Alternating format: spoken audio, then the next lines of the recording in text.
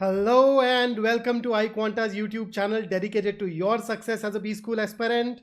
And in this session, I am going to take you through those things that I expect you to face in the examination hall. You know, the kind of ambiguity, the kind of confusion that you see between the options, the variety of questions. And of course, apart from that, I would love to take care of some of your questions, some of your concerns. And if you have any of those things, please make sure that you go on to share those things with me right here.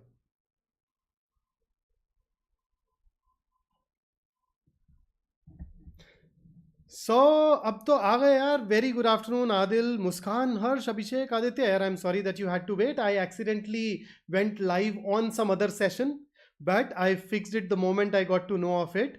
So those of you who are new here, don't forget to subscribe to our channel. And if you have any questions, any concerns, make sure that you keep being very active in the chat. I cannot promise to answer all the questions straight away, but whenever we switch from one passage to another, we'll create and carve a window where we sit down together and discuss some of those things. Right? So Rizwan, thank you for asking. Yeah, I'm doing well. Anuj, sir, suddenly scores down to 16, 17 from 25, 27. Okay. Identify the correct sequence of the passage. ये कौन सा question type है यार? Identify the correct sequence of the passage. मतलब, can you state the exact question stem? If yes, then I can probably help you with that.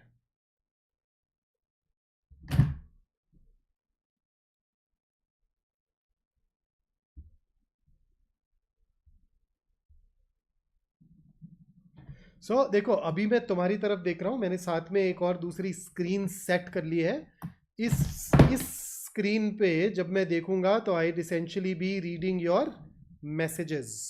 Okay, so right now I am focusing on your messages.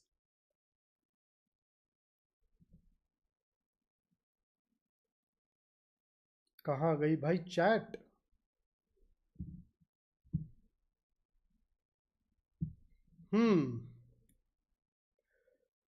Okay, so or kya sir, how many questions can we do if we are not capable of CR? See, Rizwan, normally you should expect somewhere between 6 to 11 questions of CR, but then a majority of those questions are inference based questions. So within the next 2 weeks, if you focus, you can definitely master inference based questions. You can cross 70% accuracy. And if that happens, then I'd say that maybe you'd probably struggle with 3 to 5, 3 to 7 questions, but the rest of them you can definitely attempt then. He's asking for para jumbles. Identify. तो उसको passage क्यों लिख रहा है नवोनील? अमन, देखते हैं कितने कर पाते हैं. Let us see.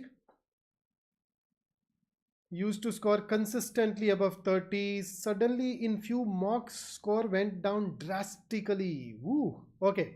So यार इन सब चीज़ों की बात करते हैं, but I think let us first and foremost start with going through a passage and then we'd see. Okay.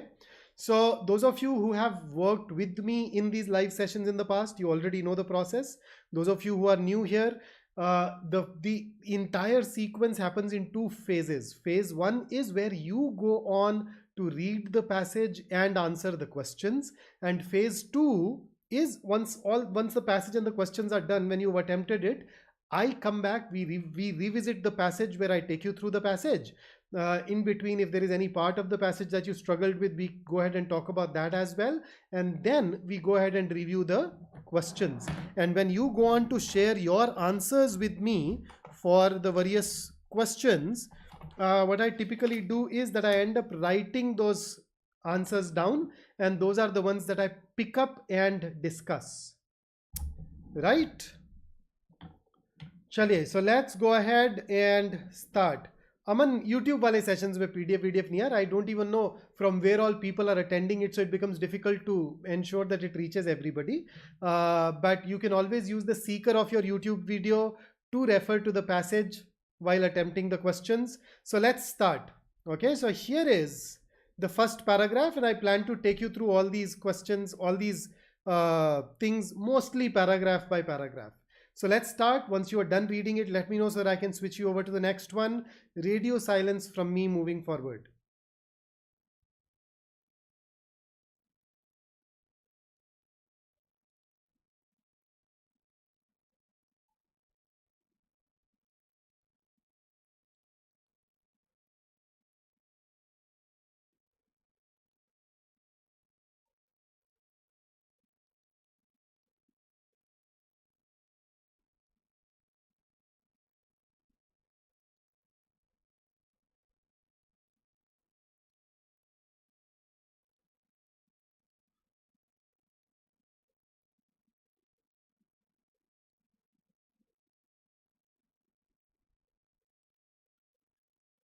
Okay, changing in 5 seconds.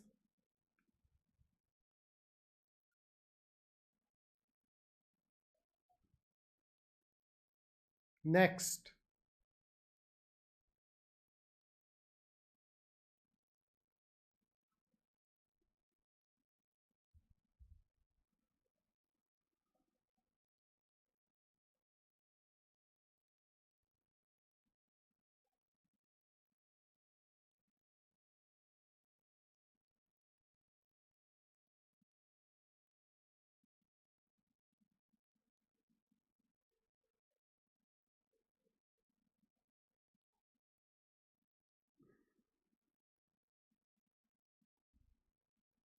5 seconds.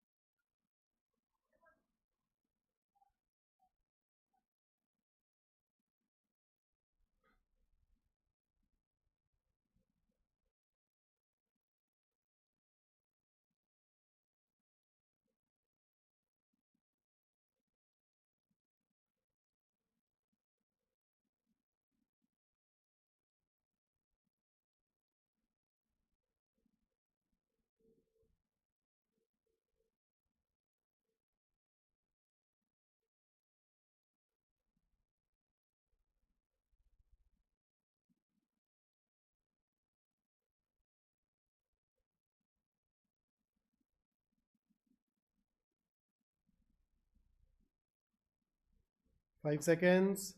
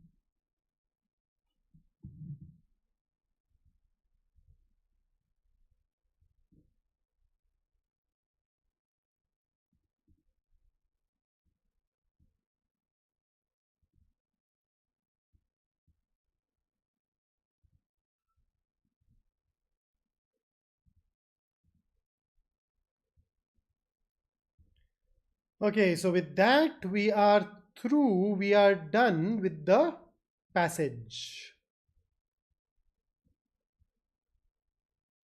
So the passage is over, and I hope you are ready to move over to the questions now. So Avi, should I take you over to the questions? So let's go. So here is your first question.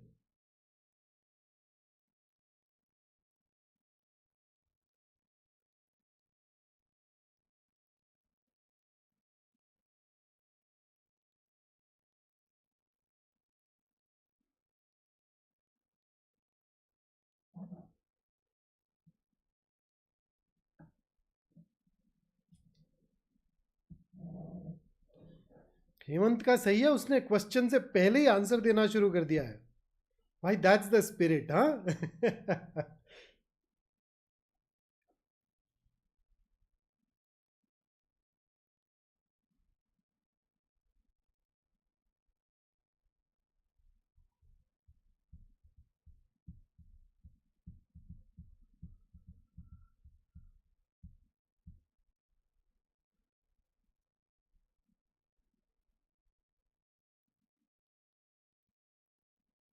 Okay,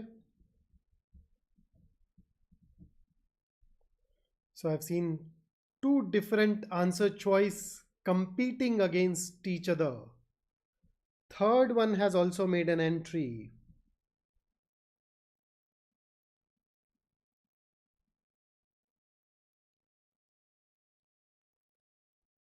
अच्छा, वो हेमंत मुझे लगा option के लिए दे रहा है भाई।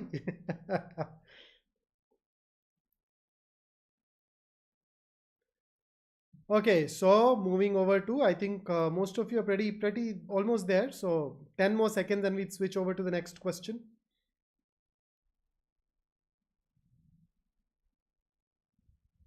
Divya, the answer to that is subjective. Once we are done with passage one, I'll create this opportunity for you to ask questions. Okay, so let's pick it up then.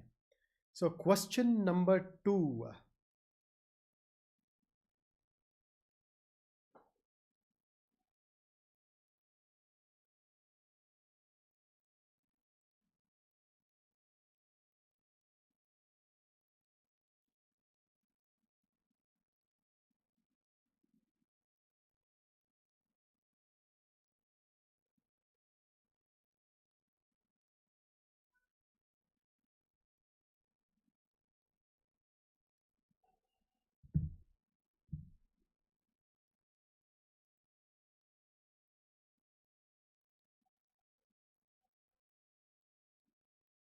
So when you share the answer for the second question, don't forget to write 2 before it so that I'm able to record the response against the correct question. Yes, Adil, that's how I want it. Yes.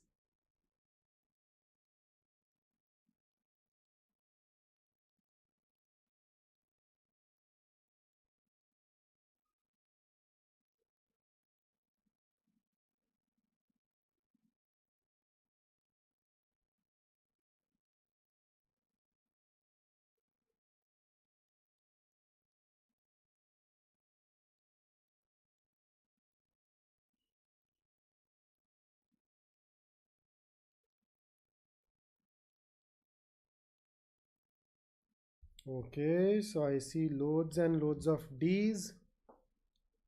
All right. 10 more seconds and we move over to the next question.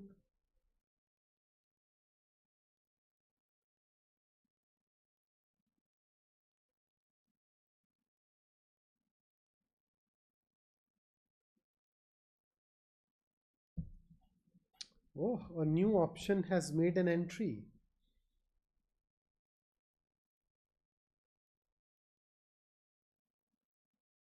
Okay, next.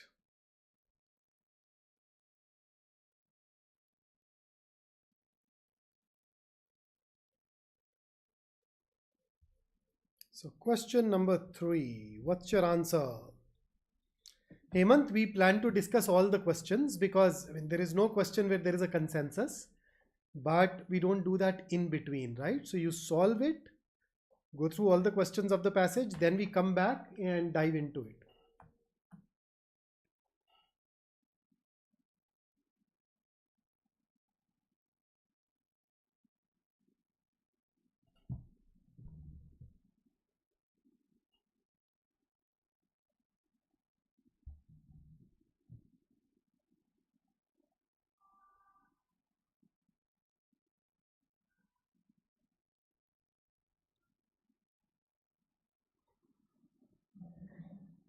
Oh, Adil, you are fast, huh?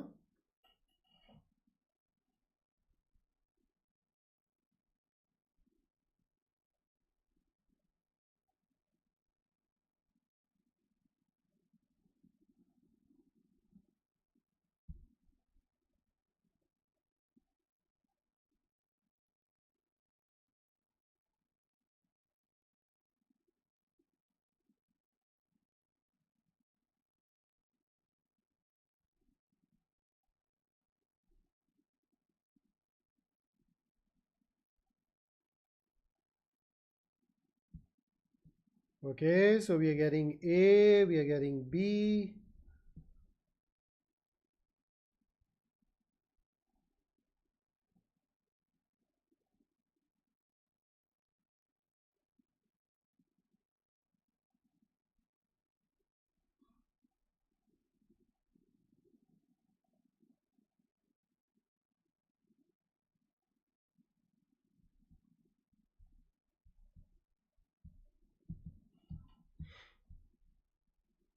तो मुस्कान बैठ कर के passage solve कर रही होगी ना, बैठ के मत कर. Use a standing desk. Okay, we are also getting C.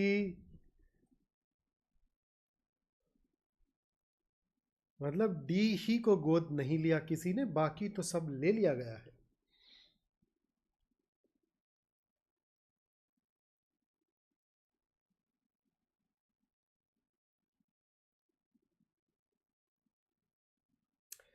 काजल, वो भी थोड़ा सब्जेक्टिव है यार. When you what you call easy to read is very subjective, so I know. That's what I meant at the beginning of the session when I said that the kind of ambiguities that you can expect in the exam will deal with that. Okay, 10 seconds.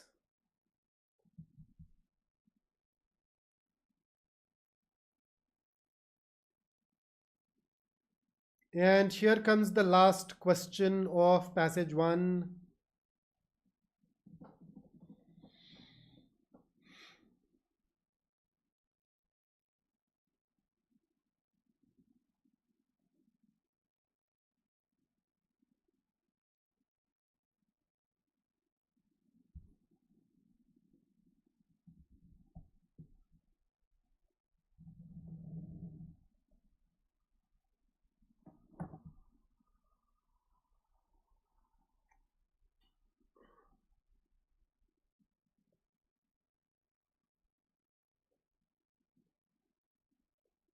Navdeep, थोड़ा ज़्यादा slow नहीं हो जाएगा? मुझे लग रहा था यार मैं एडिक्वेट अमाउंट ऑफ टाइम दे रहा हूँ, है ना. It will otherwise become a little slow, but let's see.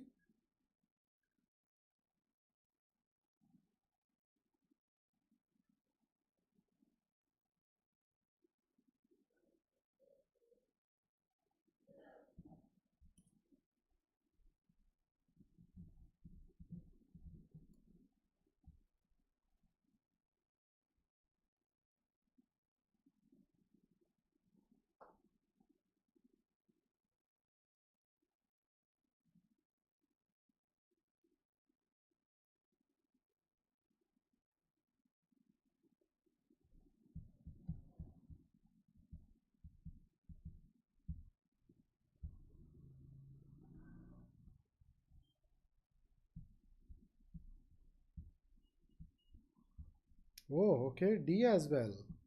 Okay. All right, so we are through with the passage. Take 10 more seconds for this question and then we will start reviewing it.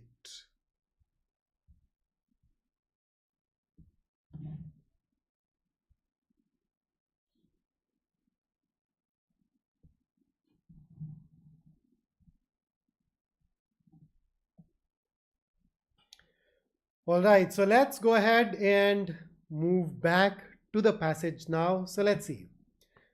So there are competing views of what it means to live in an open society. So what do we mean by competing views? Competing views are views that are competing against each other, or in other words, these are views that are usually going to be opposite or contradictory. So at the core is the question of how to balance the rights of different people.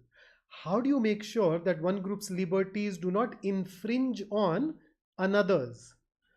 So do quotas and affirmative action rebalance an unfair system? So quotas and affirmative actions is basically, this is what we typically know as reservations.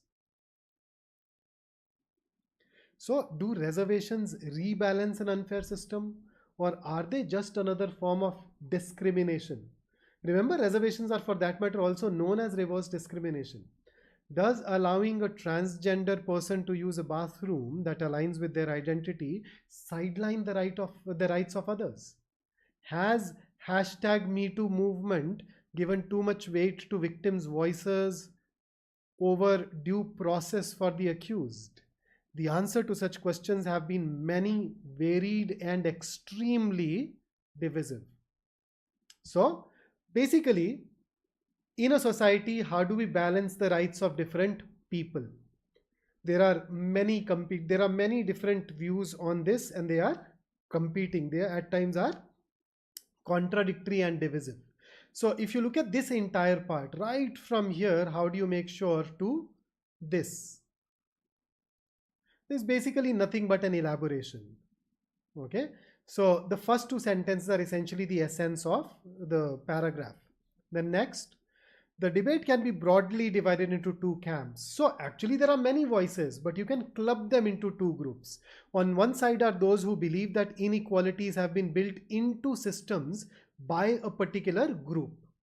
So if I were to ask you, so there are times when there is a particular group which is in a position of power, they end up creating a system, they end up creating policies that favors their group. So now there are these examples then. Sexual harassment has existed for years, but before the Me Too movement, accusations were rare, partly because abusers were in positions of power and could suppress victims' voices. So men were in a position of power, and therefore the complaints could not come out. Then same-sex marriage is revolutionary only because heterosexuals have defined marriage for centuries. There are few people of color. People of color are essentially African Americans or blacks. In academia in the West, partly because entry tends to require social capital that favors white people. So what do we mean by social capital? So social capital refers to the benefits that individuals and groups gain through their social connections and through their relationships. So social capital is basically benefits that come through your network. And because in the West, white people are likely to have a stronger network of individuals who are in a powerful position, they are the ones who have certain advantages. Advocates argue that legal protections are not enough when deeply ingrained cultural discrimination persists. So this is one side of the camp. And what is their view? Inequalities have been built into system by a particular group. That group can be anything. It can be men versus women, it can be white versus black, it can be heterosexuals versus homosexuals. Acha, Addu says, tell me something about Me Too movement. Okay, this Me Too movement was a movement which was in news a couple of years ago, where women came out and talked about the fact that they faced sexual harassment at the hands of men, particularly powerful men, and they in the past could not do anything against them. So initially there were only a couple of women who came out of this, and then there are some women who supported them by saying, hey, me too, I've also faced that same situation. And then and then eventually it became an avalanche. So this movement, I think, gained traction around 4 or 5 years ago and was quite dominant in the media for a couple of years. Now the instances are still noticed, the hashtag still goes strong, but it is not at the forefront of the thought. Now, why do I think it is going to be a really good addition for this year's CAT? See, the CAT rarely picks up passages that talk about the current events. You'd see a lot of passages that are built around things that happened, a couple of years ago. So it's important. Okay, next. On the other, now this is the other side of the argument, are those who believe that identity politics. So what exactly is identity politics? Identity politics is, in fact, it is defined here, political interests based on belonging to a particular race, sex, or religion rather than an ideology.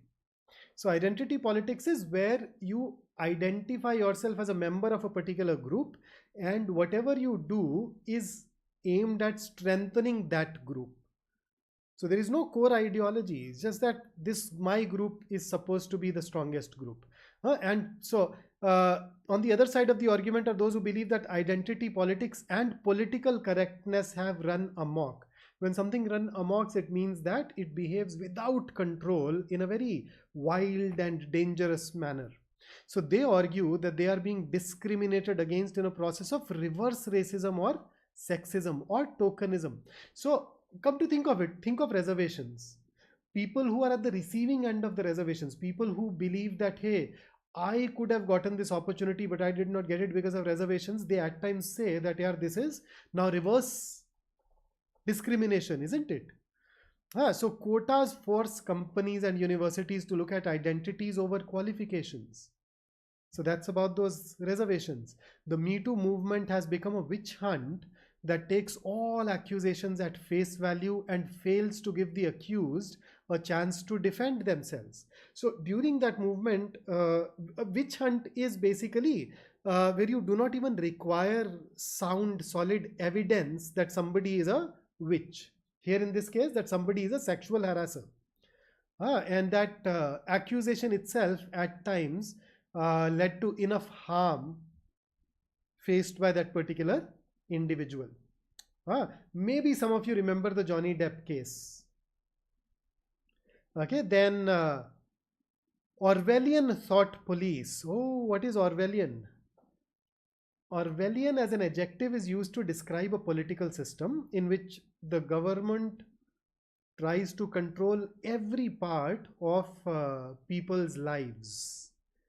And it is similar to what George Orwell described in his novel 1984. So if you are somebody who has not read this novel, then at the first opportunity, you should. So Orwellian thought police are censoring political and social views, language, even Halloween costumes. Any opinion contrary to the liberal orthodoxy, this is an oxymoron right here, is met with a zero tolerance approach that labels its adherents racist, homophobic or transphobic bigots. So who is a bigot? Bigot is a person who happens to have strong unreasonable beliefs and about a particular ideology, and he does not like those who happen to have different beliefs or a different way of life. Minority groups are imposing their values and lifestyles on everybody else. So that is another side of the argument. And then finally, the last one, the nativist rhetoric. What is nativism? Nativism is the political policy of promoting the interests of the native inhabitants against those of immigrants.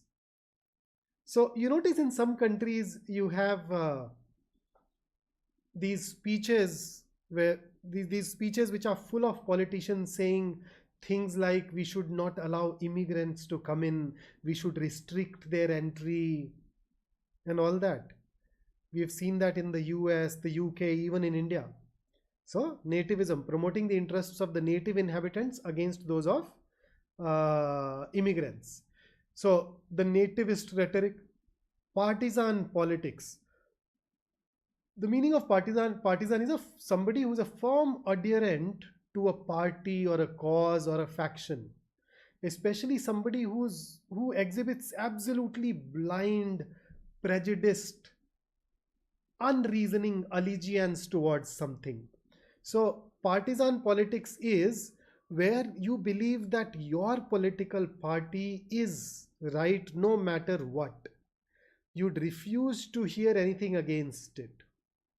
Okay, so the nativist rhetoric, partisan politics, and anti-immigration impulses that animate political campaigns around the world have been widely regarded as an outcome of these divisive culture wars. Attempts to force societies to become more open have been controversial or even counterproductive, but as the openness and tolerance of societies under threat around the world, also the right time to question the excesses of some social movements. A disproportionate focus on identity and groups can obfuscate other issues such as individual freedom. How to balance these concerns with the goal of creating a tolerant society is a pressing question of our time. Done. So, Muskan, although this session is live, but it is live but it is not exactly live. What I mean by that is that there is a lag of around 12 to 15 seconds. So when I say something here, you see this on your screen after approximately 12 to 15 seconds, which means that even if you type a message immediately, by the time I read it, almost 17-20 seconds have elapsed. So I miss out on the context. So when you say these 3 lines, by then I may not even know which 3 lines you were talking about, but I would love to help you with those. Let's connect once the session is over in the group, and then I can take care of these doubts there. Okay.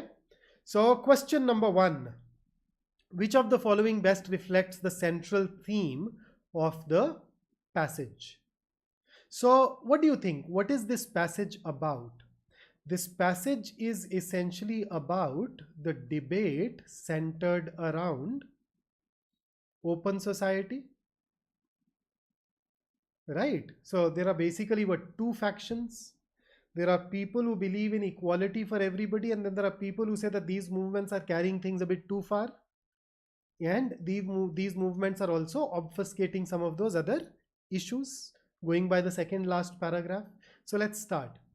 Advocating for the temperance of avant-garde ideologies to avert social unrest. Okay, sounds good. Avant-garde basically means, if I look at the meaning technically, avant-garde ideas are ideas that are very original, or ideas that are modern in comparison to the period in which they happen.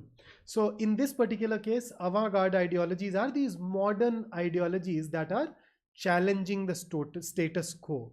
Now, is the author saying that people who champion these modern ideologies, they need to step back a bit?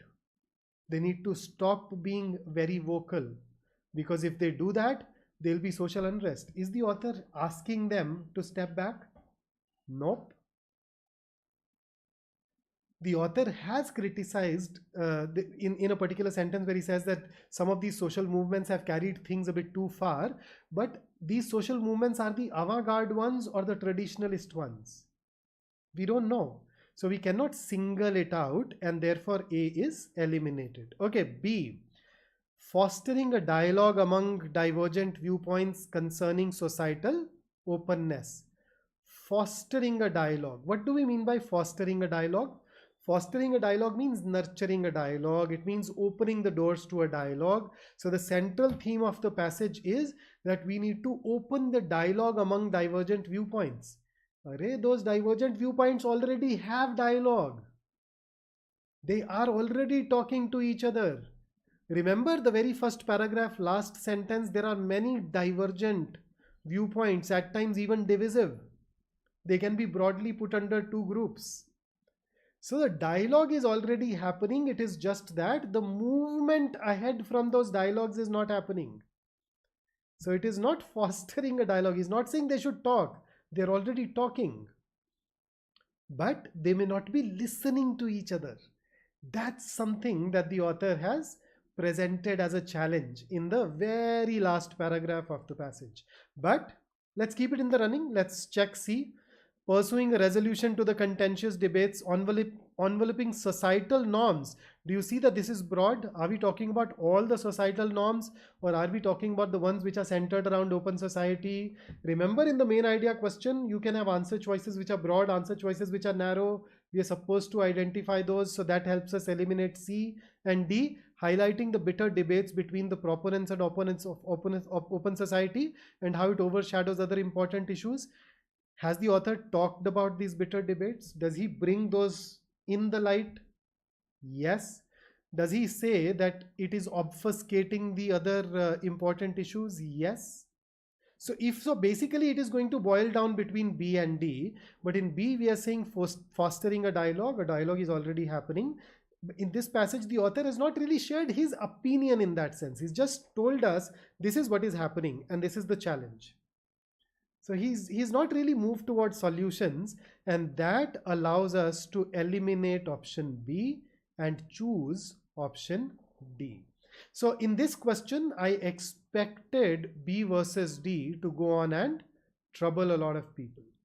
But if I ask you one simple question, does the author or has the author shared his own opinion in the passage on this topic, then what will your answer be? Yes or no?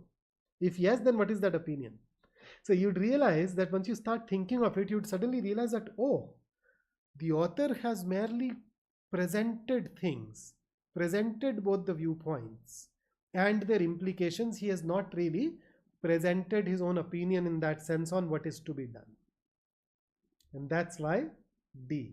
Okay, let's pick up second. So the two options that you guys shared were A and D. So we talk about those.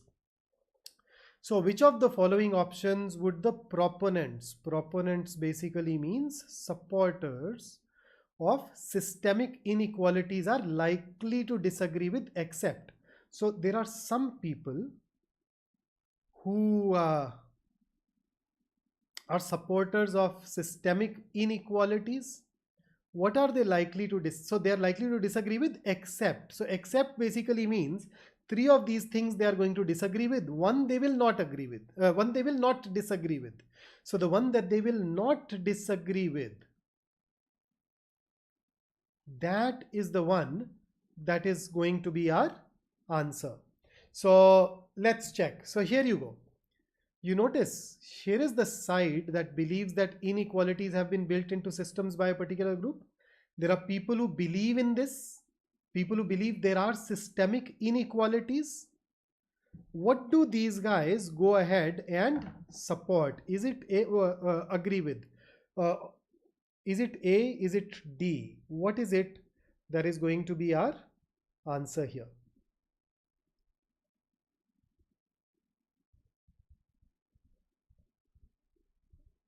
So let's think. A says contesting the efficacy of affirmative action in redressing societal imbalances. So these people, sorry, I'm reading out the wrong question, my bad. Endorsing affirmative action as a measure for fostering social equity. So tell me, is it something that they'll agree with or disagree with? Will they support affirmative action as a measure for fostering social equity?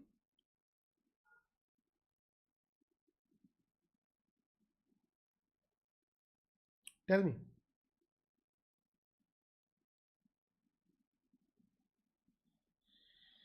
Or will they be against it?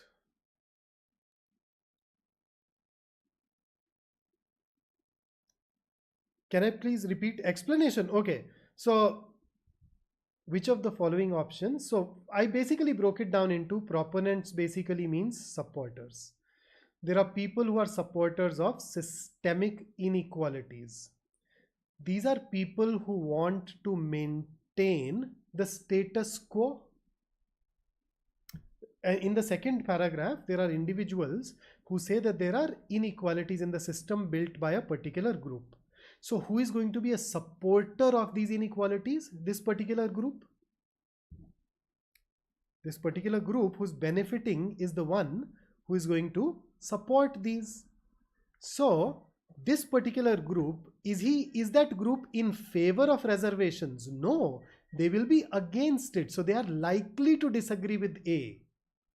So they will disagree with A because they want to maintain status quo. So A is ruled out. The other option was D, promoting universal healthcare access for all citizens and residents of country X. Now, what do we mean by supporters of status quo? If you go back to the second last paragraph, in fact, let me take you back there. Why wait? These are people who engage in nativist rhetoric, partisan politics, anti-immigration impulse. There are people who want open societies. There are people who don't want open societies. Those who do not want open societies are in favor of systemic inequalities. These are their characteristics: nativist, anti-immigration. So if you look at D says promoting universal healthcare access for all citizens and residents of country X. Citizens, yes. Residents, no, because the residents will also include immigrants and they are anti-immigrants. So they are likely to disagree with D. They would want it only for the citizens and not the immigrants. So they'd agree with one half of it, but they'll not agree with the other half. So between A and D, there is neither of these two options gives you something that can be termed as, hey, this is something that they will agree with. So A, they disagree with it. They'll out and out disagree with. D, they will agree with the citizen part. They will disagree with the resident part. So that leaves us with, so let's check B versus C. Maybe something comes out to be better. Okay, championing the denial of services predicated on personal convictions against same-sex marriage. Now imagine there is a person, there is a couple, a same-sex couple that wants to get married. Now there is an individual who denies services to this particular couple, citing that he is against same-sex marriages. Right? So these people who want systemic inequalities to remain, these people who want to go by the status quo, will they support this individual or not? So remember, these are people who are opponents of systemic inequalities. They have given the example of same-sex marriage here as being against the status quo. The other side wants to maintain the status quo. So this right here is going to be maintaining the status quo. So in B, you are actually maintaining the status quo, and therefore they will agree with it. They are likely to be against same-sex marriages. Then nobody has picked up C, so we can rule that out. So the best answer here is option B, and not even D. The next best answer is D. So here we had to read and interpret the question carefully and infer who are the guys who are supporters of systemic inequalities and what is their stance and which one of these things will they really be standing with.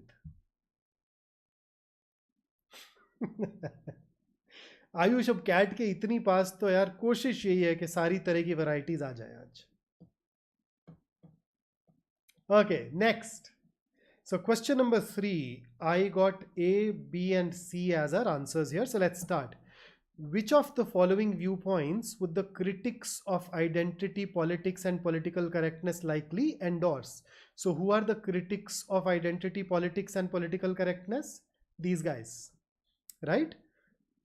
There are those who believe that identity politics and political correctness have run amok. So this tells you that they're against these. So this is their argument.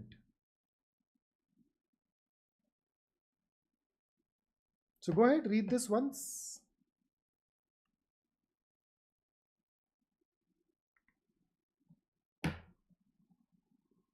So what are they likely to support? Endorse basically means what is it that they are going to support? Okay, so let's start. A, contesting the efficacy of our affirmative action in redressing societal imbalances. Will they support it? They may.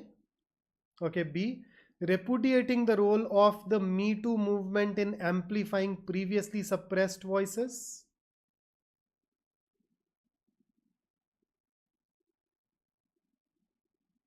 C, advocating for the liberty to express views divergent from a community's religious sensibilities. Endorsing legislation that prevents transgender individuals from selecting their restroom based on their gender identity. They're all very close. You need to go ahead and dig deeper and then think. So we are looking for an answer choice which is consistent with the viewpoints of those who are against identity politics and political correctness.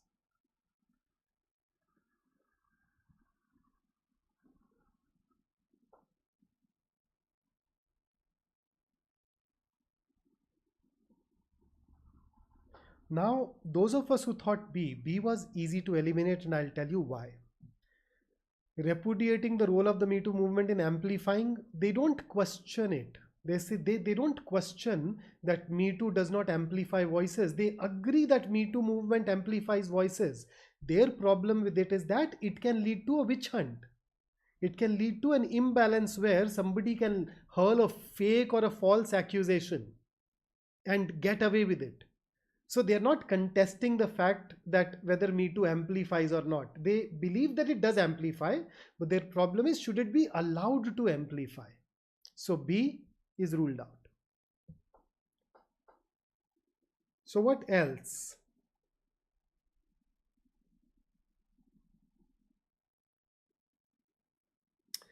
D is also easy to rule out. Why? Endorsing. Endorsing basically means supporting. Will these people support a legislation that says transgender people should be allowed to choose their own restrooms? They are against such things. So D contradicts their viewpoint. So even that goes. So your choice essentially is between A and C. It has to be one of these two. So which one is better?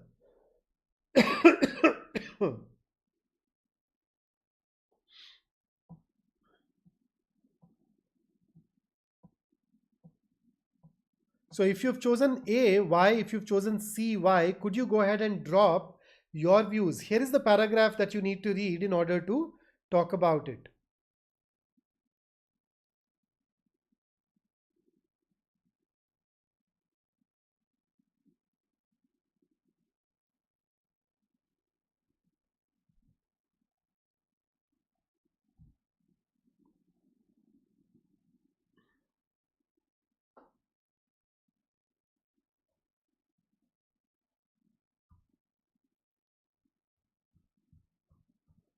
Okay, so I'll tell you.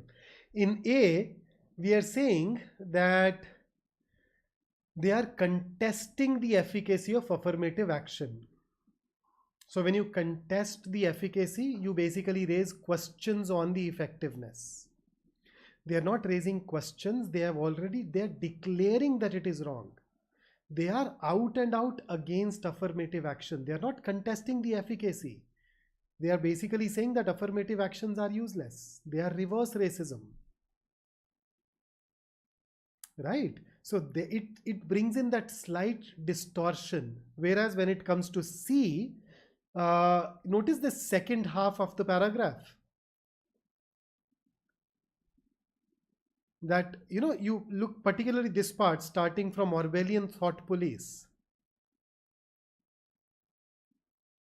That people are not even allowing you to air your opinions freely. If you do that, there are problems. So they would definitely support or advocate for the liberty to express views that are divergent from the views of the other individuals. So they definitely be pro freedom of speech in that sense, and therefore C is going to be better than A.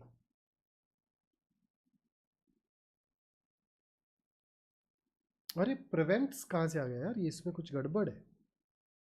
वो अरे ये सवाल में कुछ गड़बड़ हुआ यार, my bad. It should be allows. कुछ गड़बड़ किया मैंने बनाने में कुछ गड़बड़ किया शायद. Okay, but चलो एक आध में चलता है. Okay, then here is the next one. So which ones did we pick up? A, C and D. Which of the following can be inferred as the least likely outcome of the consequence of culture wars on the basis of the passage? Least likely outcome. Okay, so augmentation basically means a further strengthening of legal protection. So basically increasing the legal protection for refugees, contributing to a surge in their numbers. Is it likely to happen? Now see, according to the passage, these culture wars are still being waged. These culture wars are still being waged. There is no side that has won. And therefore, A can only happen when the war is won and the policy has been influenced. So A is not very likely, considering that the war is still being waged. B, escalation in both tolerance and backlash. Yes, as both the groups become large, both of these paradoxical things are going to happen together. C, a surge in hate crimes against LGBT groups in regions where their rights have been expanded. Yes. So if one side becomes stronger, there is a backlash from the other side. So that can happen. D, the proliferation of men's right movements in response to policies favoring gender equality. So once again, these contradictory movements, if one side becomes stronger, the backlash is likely to become stronger. So C and D are likely. A can happen only when culture wars are won and lost, and therefore A can be termed least likely and thus the answer. Chale, let's move over to the next passage now. Passage number 2. Ready? Take a couple of deep breaths and then we'll see.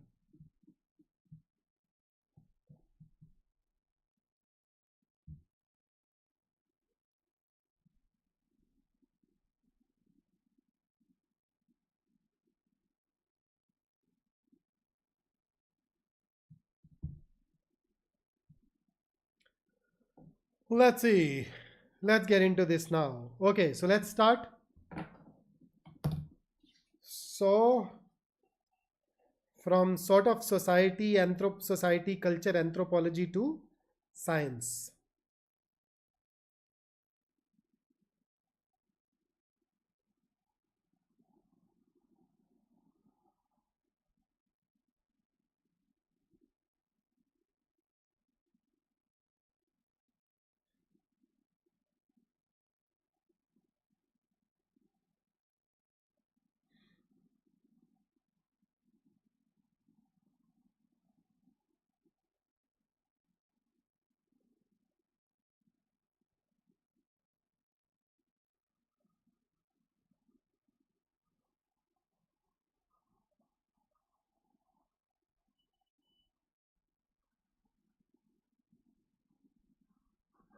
5 seconds.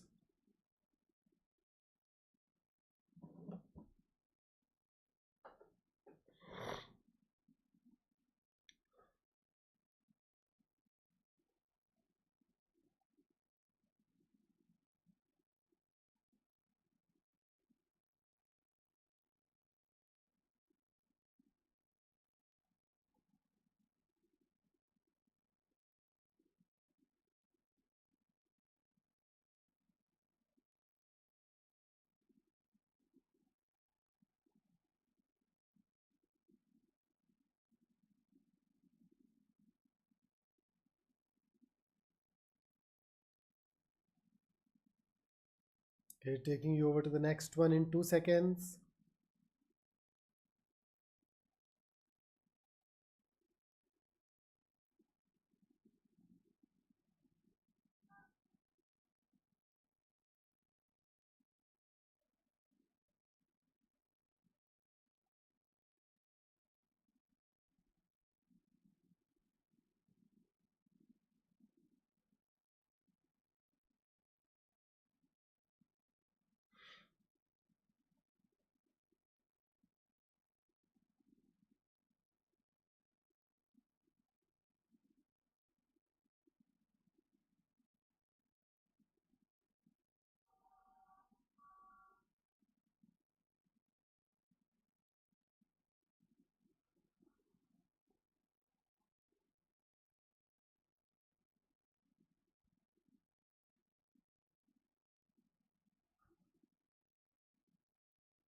5 seconds.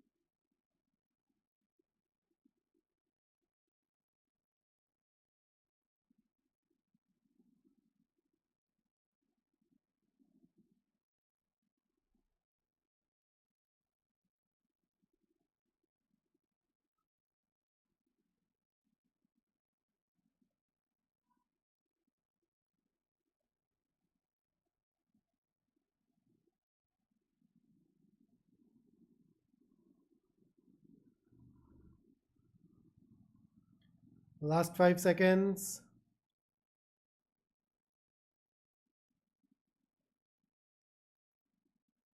Oh, Varun, that's interesting. That's easy to fix.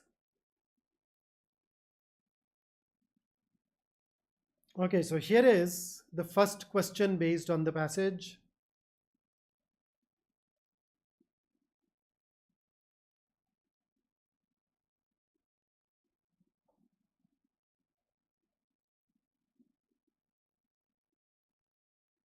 So Adil, yes, that was the case. Yes, I just saw your message.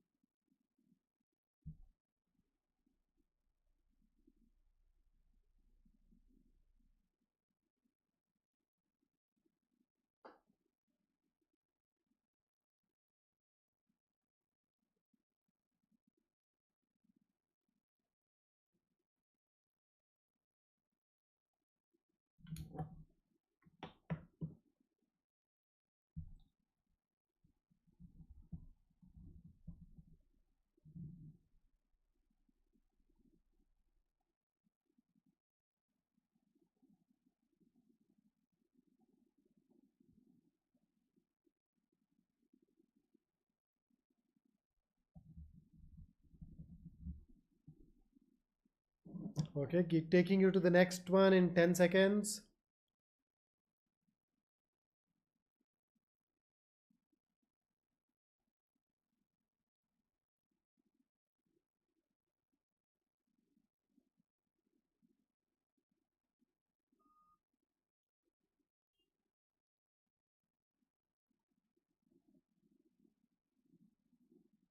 So what's your take on the sixth question?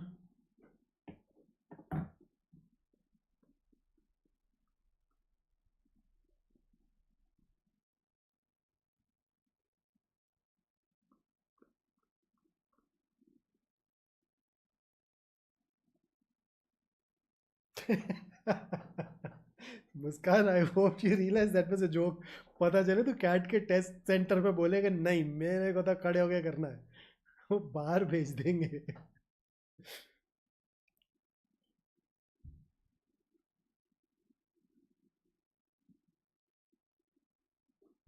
Okay, so sixth is A versus C versus anything else?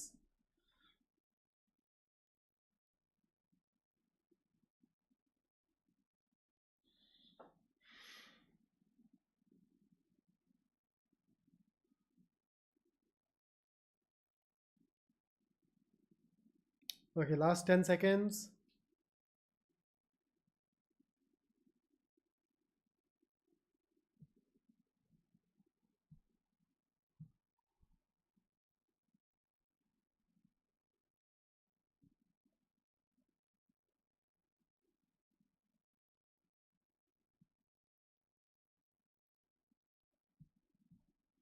Okay, next.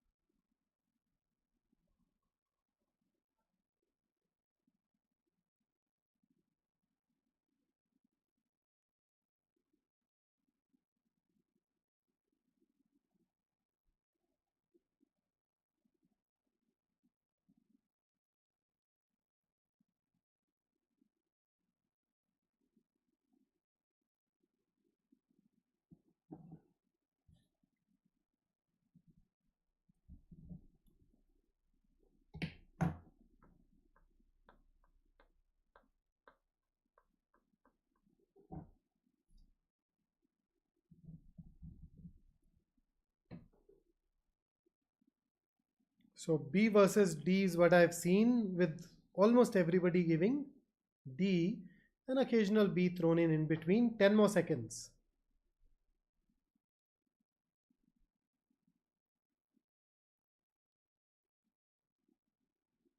अबे cartoon देखो, cat तुम्हारा वो PPT पे थोड़ी चलता है. Cat में तो left hand side of the screen has passages, right hand side of the screen will have questions. So passage scroll कर सकते हैं. Question, when you move over to the next one, you get to the next question. You click the next one. When you click to go next. तो जैसे iCats में है, काफ़ी हद तक वैसा ही है. बस iCat देते तो थोड़ा कलरफुल सा दिखता है, वहाँ पे थोड़ा dull drab black and white type सा दिखेगा. बाकी सब सेम है वो. और कॉपी कर नहीं सकते एग्जैक्ट लेआउट, वो फिर ना कॉपीराइटेड है, तो वो पंगा हो जाता है. Okay, last question of the passage.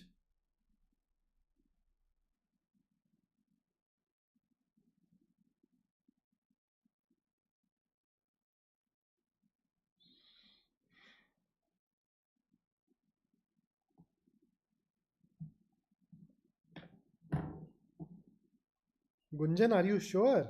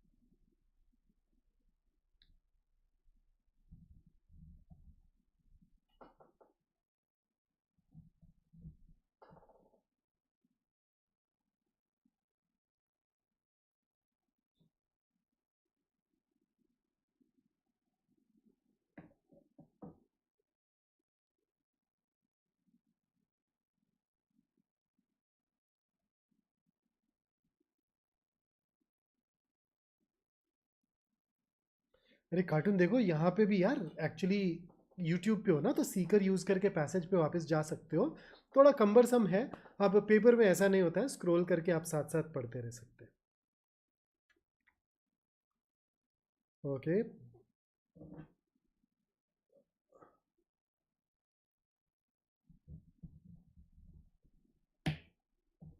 काफ़ी ऑप्शंस मिल गए यार अपने को.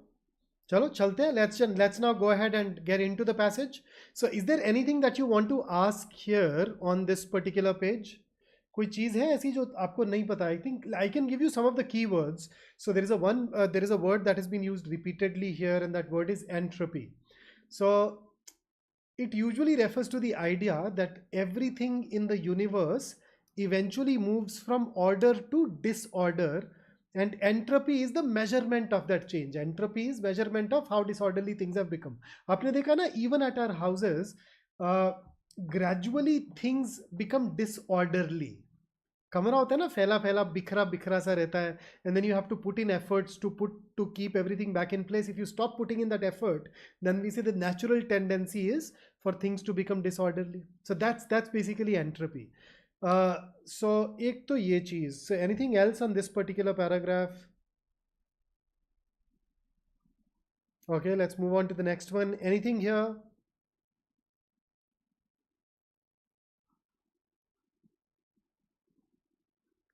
So WD5, I've just explained entropy, so I hope that helps. Ayush पता नहीं यार, वो तो एक्यूरेसी रेट देखेंगे फिर डिसाइड करेंगे. Okay, then next. Anything here?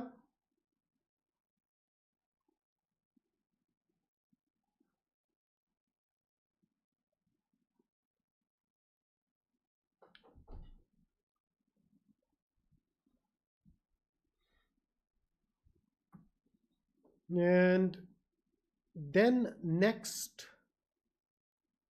so last वाला था, चलो चल रहे थे. When the researchers compared the results with theoretical models developed for clocks that rely on quantum effects. What's quantum effect? So basically, there is this branch of physics called quantum mechanics.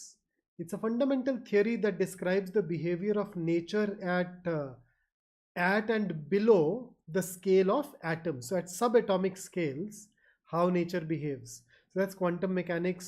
Quantum effects are basically, as a result, the behaviors we see in the subatomic sized particles like electrons.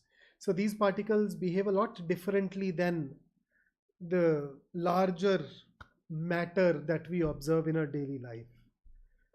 So that's quantum effects. We can't be sure. Many types of clocks. It's still unclear. Other devices.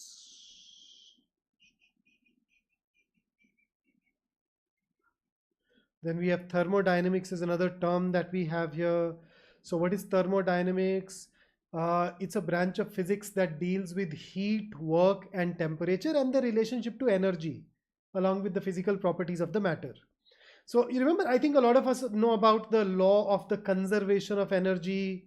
So within an isolated system, the total energy of the system is constant. Though that energy can get converted from one form to another. Those are the kind of things that we talk about under thermodynamics. So let's get into our questions now. So question number 5, everybody gave A as the answer here, and you'd be really happy to hear that A is indeed the right answer as well. So A was correct. You guys were absolutely spot on. I could not see any other answer, and I think you've definitely gotten it right. Okay, then 6th.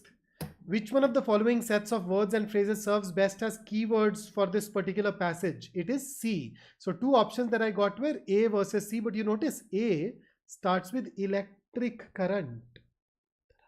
Is that what we're talking about here? Look at the very first paragraph. What does the first paragraph talk about? Paragraph 1 is all about an experiment that was used to measure time. Paragraph 2 was about accuracy in the measurement of time and entropy. Paragraph 3 talked about the relationship between that accuracy and entropy. So I think when you look at A, which says electric current, heat, if you don't even mention measuring time, which is a very important dominant word, then I think that will become questionable, right? So for 6th, the answer is C. Okay, so this is more of a main idea question. 7th, we know that inference basically is conclusion, so that's a critical reasoning question. So let's check. None of the following statements can be inferred from the passage except. So this none and except can get cancelled out. So it becomes one of the following statements can be inferred from the passage. So basically, we'll go to all the 4 options and start labeling them as true, false, and can't say. The one which is true is going to be our answer. So let's start with A. The arrow of time has not yet been tested for atomic clocks. The author mentions that there are many types of clocks for which the relationship between accuracy and entropy haven't been tested. The arrow of time as a concept, whether it is tested for atomic clocks or not, is not mentioned anywhere in the passage. And therefore, our label for A should be can't say. Okay, how about B? Quantum clocks are likely to produce more heat and hence more entropy because of the emphasis on their clock's accuracy. So let me take you to the relevant part. Check this.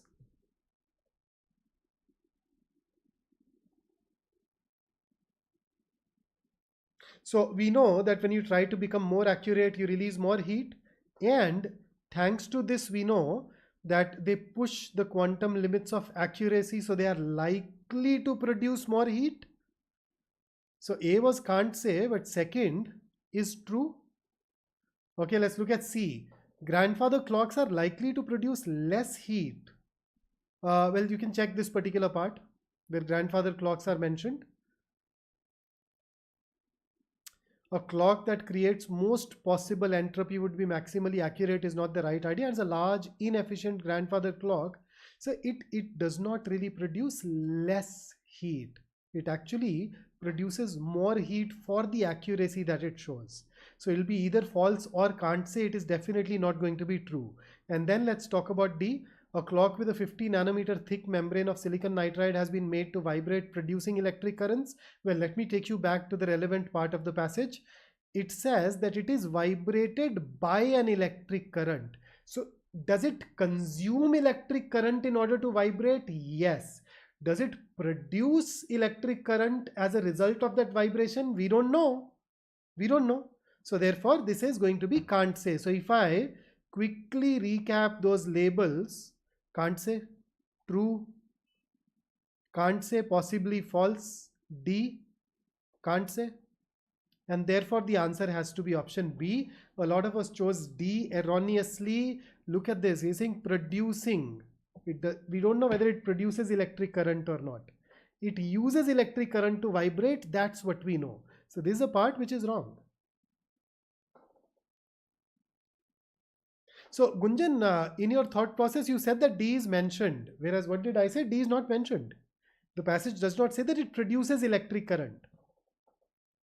It uses electric current, yes. So although your answer is right, but the reason that you used to eliminate D was not 100% there, huh? So B it is. Okay. So the next one, question number 8. Let's see.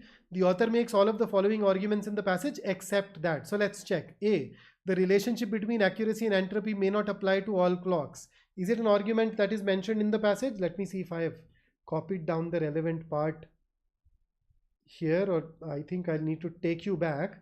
So should I take you back? The relationship between accuracy and entropy may not apply to all clocks. So check this particular part of the passage. Here. We can't be sure yet that these results are actually universal though, because there are many types of clocks for which the relationship for accuracy and entropy have not been tested. So this part goes on to support your option A. So is A mentioned in the passage? Yes, it is mentioned in the passage. So therefore, anything which is mentioned as an argument gets ruled out, right? It says except. So something which is not an argument made in the passage. Okay, B, researchers found that the heat produced in a system is the price paid for increased accuracy of measurement. Are we sure? The price that you pay is not heat. The price that you pay is entropy. The passage makes the argument that entropy is the price that you pay.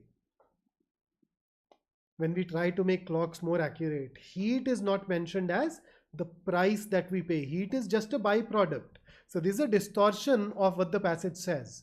Okay, C, increased entropy from a clock does not necessarily imply that the clock is more accurate. This is mentioned. Remember that paragraph which talked about the grandfather clock? The paragraph where we discussed grandfather clock? That example was given to tell us this exact fact, that merely because a clock produces more entropy does not mean that it is more accurate. So every accurate clock, when you the more accurate a clock is, the more entropy it produces. But it does not mean that the more entropy a clock produces, the more accurate it is. The vice versa is not true. So this is something that the author has made and therefore can be eliminated. D, in designing clocks for quantum computers, both precision and heat have to be taken into account. True. This is something that the author has gone on to state in the last paragraph. Let me take you back to the relevant part.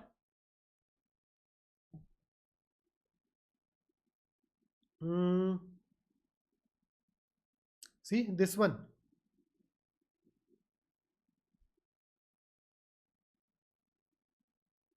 So both accuracy and temperature are crucial.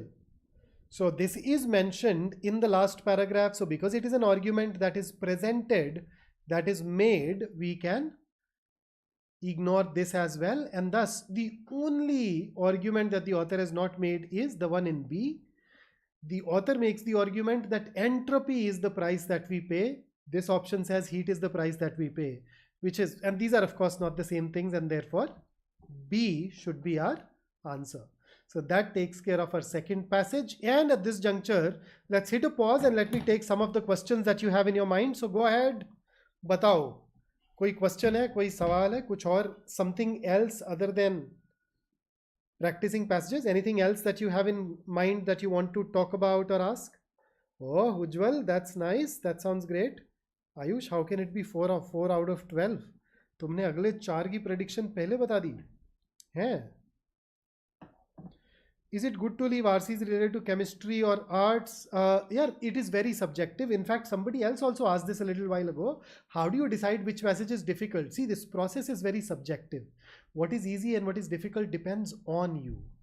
So if you are somebody who struggles with chemistry, if you are somebody who struggles with art, then yes, you may deprioritize it. I'm not saying leave it. I'm saying it goes lower on the priority for you. Yes. Okay.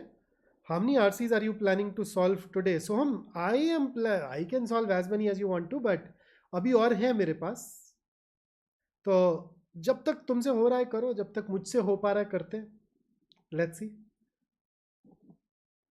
Hriday, just increase one para and VA में 4 questions करे तो is fine. As in, you saying 1 RC plus 4 questions of VA, how will that be fine यार? मुश्किल हो जाएगी दोस्त, बहुत borderline हो जाएगा वो तो फिर. I mean, 8 questions, even if you 100% accuracy is difficult to achieve, right? So even if you get 7 of those right, you are getting 20 marks, which is perhaps sufficient to clear the sectional cutoff. But I'd not be very comfortable with that. I mean, there have been years, I want you to be in the top 15% at least. So, वो थोड़ा कम हो जाएगा यार. Super accessories point इसके लिए ना एक zoom session schedule कर लेते हैं, उसमें बात करते हैं, क्योंकि it requires a bit of to and fro, you know. I need to sit down and talk to you about what is changing and all. Karthik, 60% accuracy will trouble you a lot. The minimum threshold accuracy for us is 70%. चलिए, let's go into the next one then, okay? Let's see.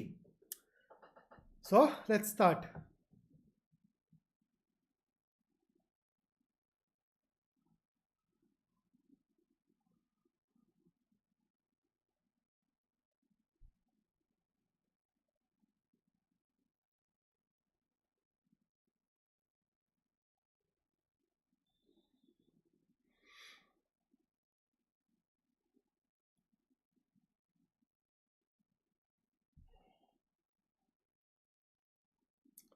Keep it up, Hriday.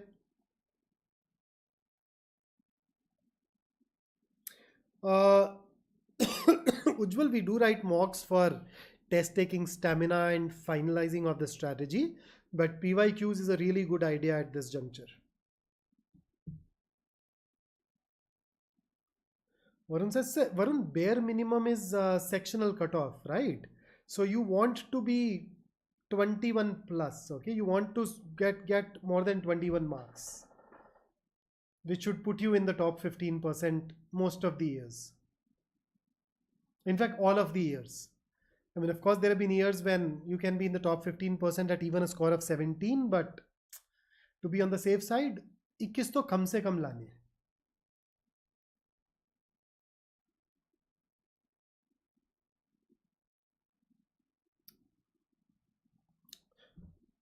Okay, take 5 more seconds. I was talking in between, so I'm giving you some extra time and then I'll move. Okay, next.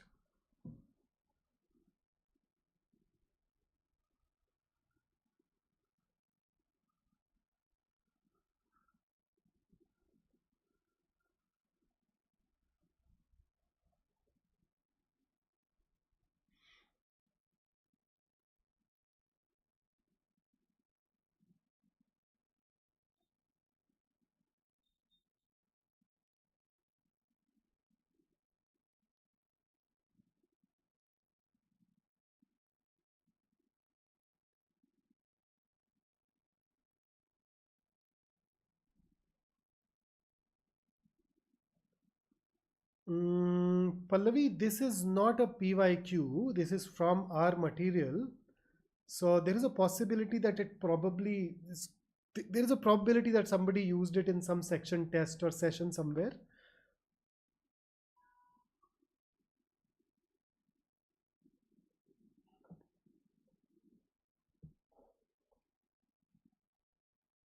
Yeah, Vishesh, that sounds fine, yeah. As long as accuracy rate is reasonable, this should work. Okay, next.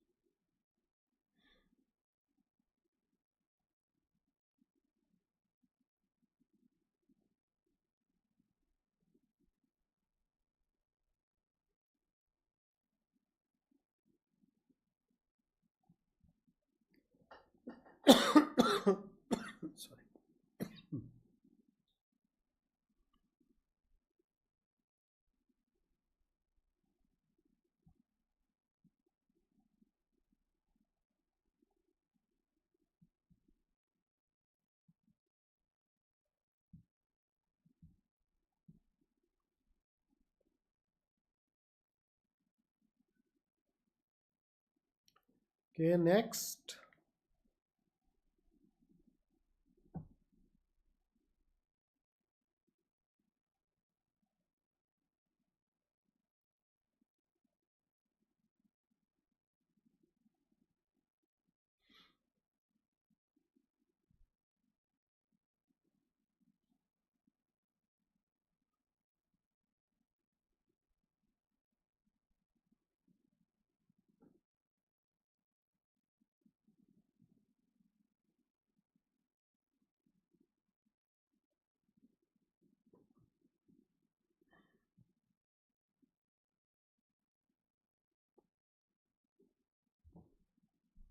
Okay, so let's go ahead and dive into our questions now. So question number 9, what's your take?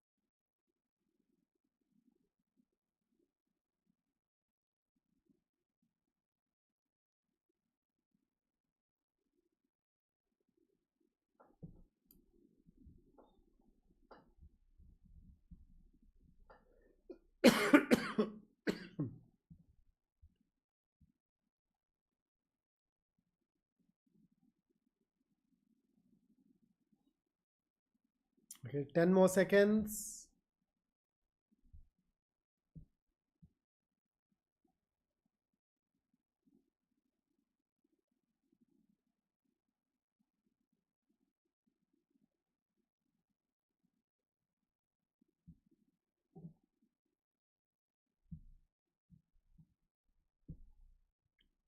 Okay, so there you go. Question number 10.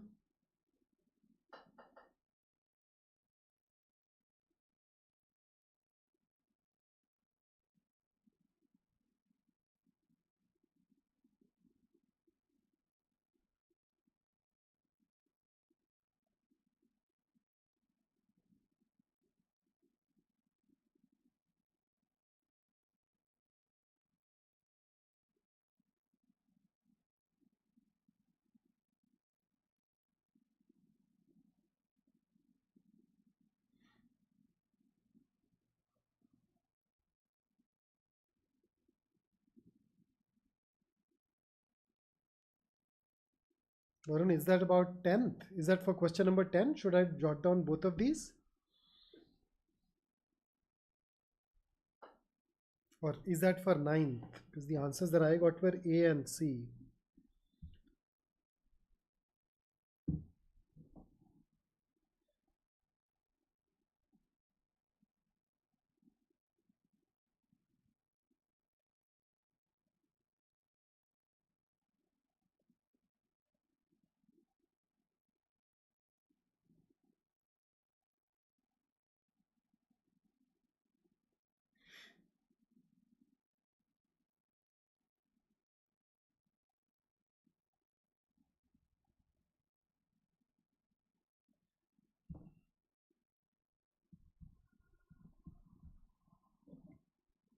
Okay. All right, Varun. So I'll add D there.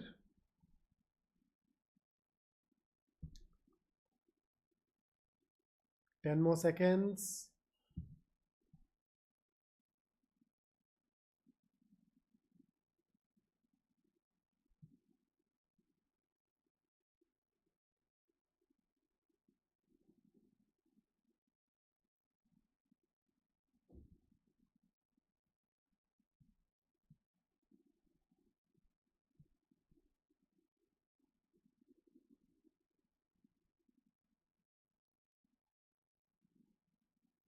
Okay, 11th.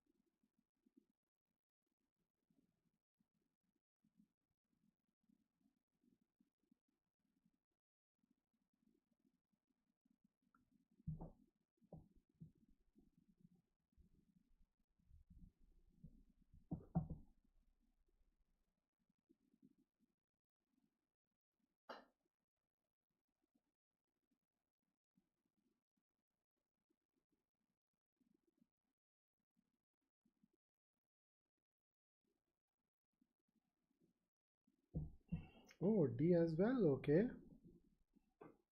Yeah, Anshika, of course, yes, you are watching it on YouTube, right? So you can use the seeker on your video and go back. So use the seeker, no? I'm counting on that. Otherwise, how would you really attempt the questions? Okay, last 10 seconds.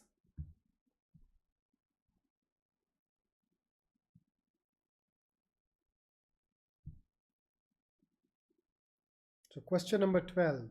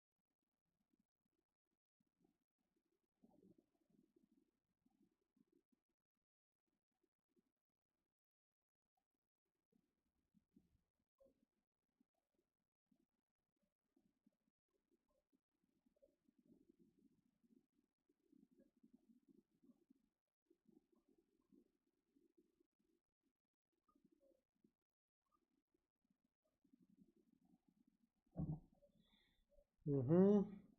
Okay.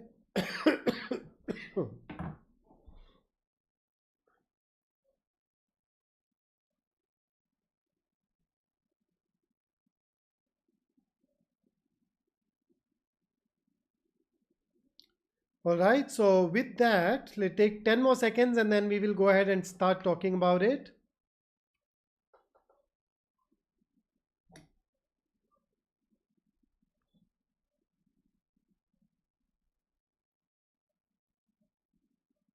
Okay, so let's start.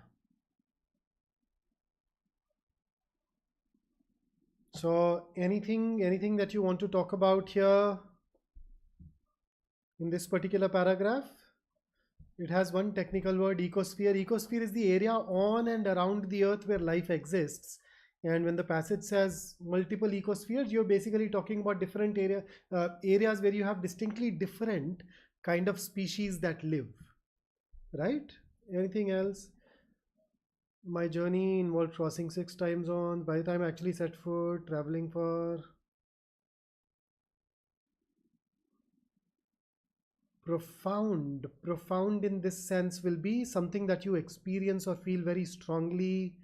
Immensity is the extremely large size of something.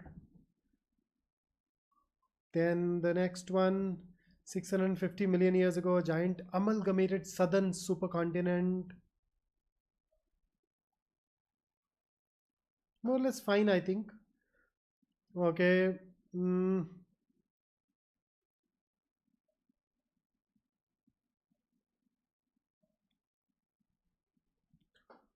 Midges and mites. What is midges?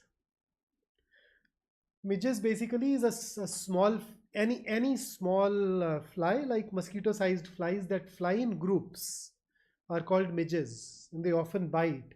And mite similarly is a very small animal similar to a spider, huh? Without those extended legs usually. So for example, when we talk about termites, termites has that mite at the end, like small animals. Okay, so it has that. To icebergs, days, ubiquitous silence, avalanche. Avalanche is a large amount of ice, snow, and rock hurling down the side of a mountain. And pristine. Okay, then anything here?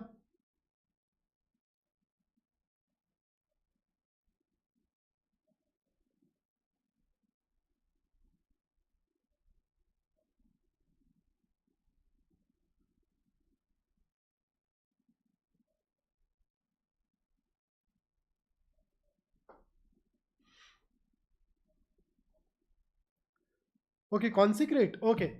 So when you talk about consecration, normally consecration is a religious ceremony through which you make something pure or holy. So in here, in this, but in the context of this passage, consecration, there is no religious ceremony, of course. You're basically saying that that act somehow gives this place its unique identity, unique character. Ubiquitous is something that is present everywhere. Okay, so questions now. So ninth, what primarily contributed to the author's profound sense of relief upon her initial encounter with Antarctica? This is something that is stated in the first paragraph. Okay, so look at this. So my first emotion on facing was relief. So what followed up with a profound wonder? So what is leading to relief or wonder?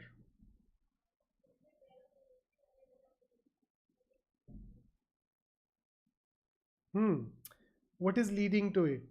This is the part that should provide us with our answer.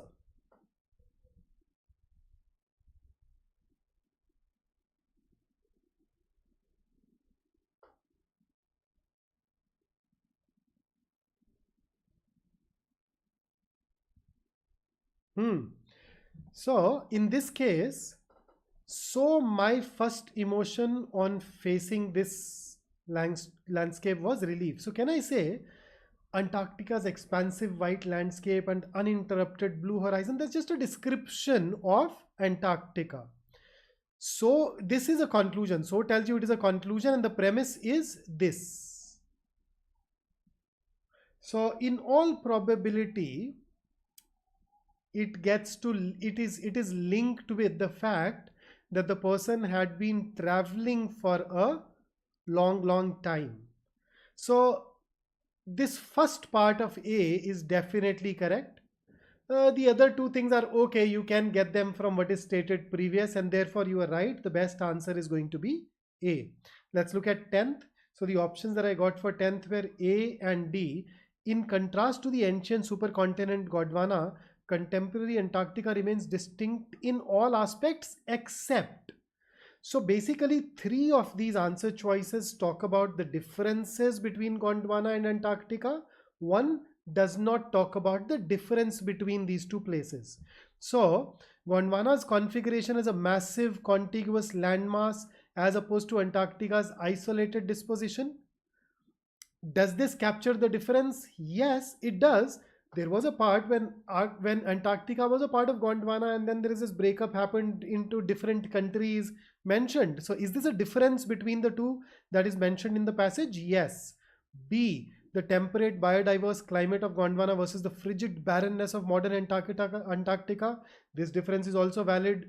So we are looking for something which does not give you the difference, right? So A and B are ruled out. C is a difference. So this is also ruled out. D, the absence of indigenous human populations historically present both in Gondwana and modern Antarctica. Is this a difference or a similarity? There is a difference or a similarity? Okay, this is a similarity. It is not a difference. So A, B, and C tell you how Gondwana and Antarctica are distinct, that is different. D tells you how they are similar. And that is why our answer here is D. We are looking for an option which talks about something that is not a difference, something that does not separate Gondwana and Antarctica. Okay, and so D it is. 11th, which aspect does not align with the description of Antarctica as akin to a giant ping pong ball? So let me just quickly take you back to that, part that talks about a ping pong ball. It's like walking into a giant ping pong ball devoid of any human markers. So you've seen ping pong is table tennis, right? So table tennis ball is absolutely smooth and flat. So you don't see anything, no trees, no billboards, no building. You lose all earthly sense of perspective and time, visual scale ranges, whatever. Hai na? So let's just check. So for 11th, it's expansive, unmarked, snowy terrain. It does align. We are looking for what does not align. So this aligns, so it gets ruled out. The surreal, almost extraterrestrial ambience it embodies, yeah, you lose all perspective, all sense of time. So surreal, definitely. Extraterrestrial is questionable, but surreal, yes. See, the discernible spherical curvature of the earth perceived from the continent, not mentioned anywhere. Complete absence of anthropogenic landmark. Anthropogenic are caused by humans. So all the billboards, etc. were anthropogenic. So this is mentioned. So A and D are definitely mentioned. So they are ruled out. Between B and C, one half of B is all right. One half of it is not, whereas C is completely not mentioned. And that is what allows us to choose C as our best answer choice. So had C not been here, the next best answer will be option B. And with that, let's go into the last question here. Which of the following has not been mentioned in the passage concerning Antarctica's significance and impact? Its potential to profoundly alter one's perception of time and space, just in that paragraph that we've just read, ping pong ball, it is mentioned there. So let's rule it out. Its portrayal as a critical exemplar of climate change. Now, first up, what do you understand by the word critical? What do you understand by the word exemplar? Let's start with the noun. Exemplar is a typical or good example of something. Okay. What do you understand by critical? Critical is something that is absolutely necessary. So are we saying that Antarctica is an absolutely necessary example to talk about climate change? If you do not talk about Antarctica, you cannot talk about climate change? No. The word critical is used in the last paragraph, but in what sense have we used this? Check this. Not critical, but crucial. Antarctica is a crucial element in this debate, but it is not been termed a critical exemplar. Critical exemplar will be, if you don't give this example, you won't even be able to talk about climate change. So this makes it doubtful. See, it is an example, yes. Critical, no. Its influence on both physiological and psychological states, it is mentioned. In case you want to ask where, let me take you back. Let me take you back to the relevant part of the passage. Check this. Check this part. For a sun-worshipping Indian like me, 2 weeks in a place where 90% of the Earth's total ice volumes are stored is a chilling prospect. Not just for circulatory and metabolic functions. So it affects you physiologically, but also for the imagination. It affects you psychologically. So it's mentioned here. It can be inferred from those lines. Its role in the discourse on global climate change, last paragraph mentioned. So A, C and D are mentioned. B is a distortion. It is not critical. Therefore, our answer here must be B. So I think this is one question where the majority ended up getting it wrong. Okay, so with that, let's now dive into our next passage. Passage 4, take 3 deep breaths and then we'll dive into it. And a lot of you have been asking me about, reasoning based questions and that you're facing difficulties. So towards the end, I have put in almost exclusively reasoning based questions. So we'll use some smaller passages and dive deeper into reasoning based questions there. So stay tuned, okay? Don't lose. Space Cowboy, I must have explained it when we were here, yeah? Is this mentioned? Is there any part of the passage that says that if you're on Antarctica, you're able to see that the Earth is round? Are you able to see the curvature? Just go ahead. If you see any such line mentioned anywhere, please flag it, please highlight it, and then we can talk about it. Okay, so 3 breaths done. 3 deep breaths done.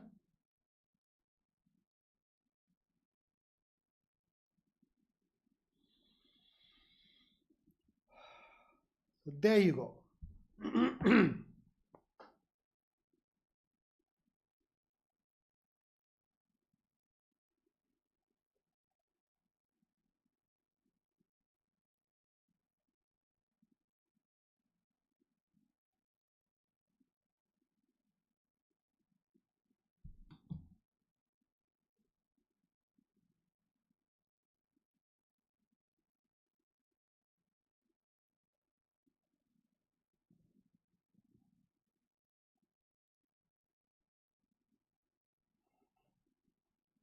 Nivedita, absolutely. We can connect after the session.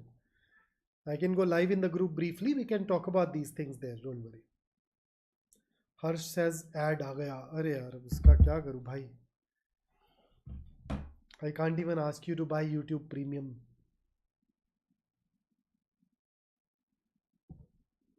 Okay, next.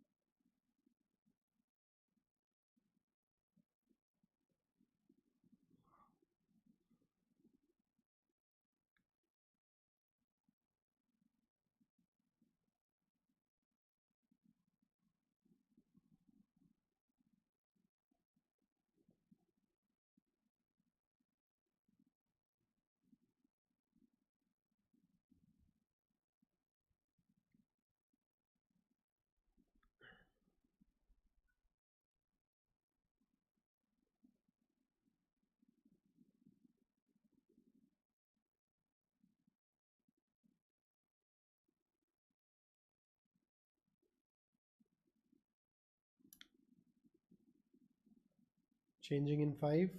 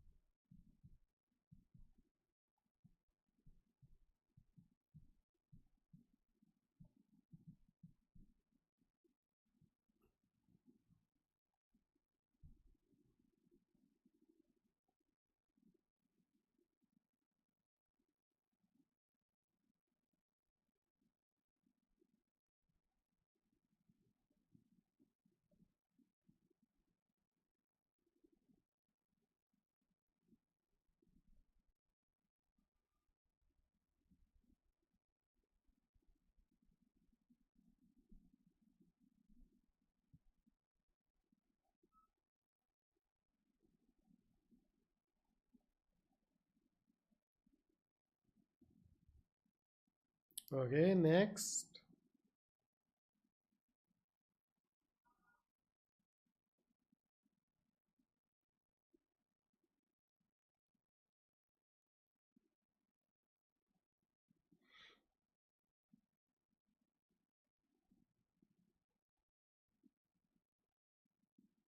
Oh, Harsh, this is basically from art history. So if this is an area that bothers you, you would like to start reading a little more about art history. Once you become aware of the various movements and what led to those movements, for example, if we're talking about post-impressionism, prior to that you had impressionism, prior to that you had realism. Once you're aware of those things, you find it easy to read these.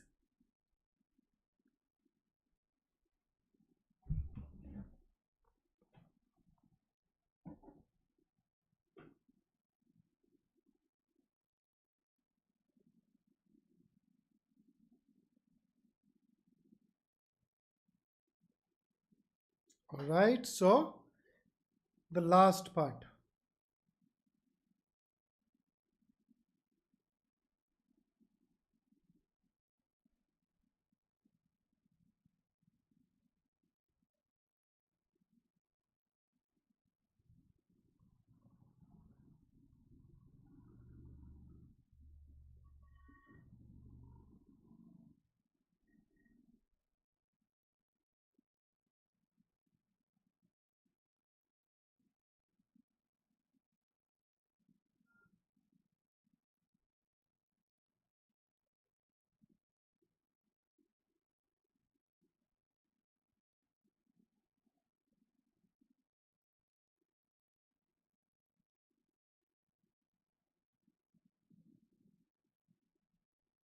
All right, so the question,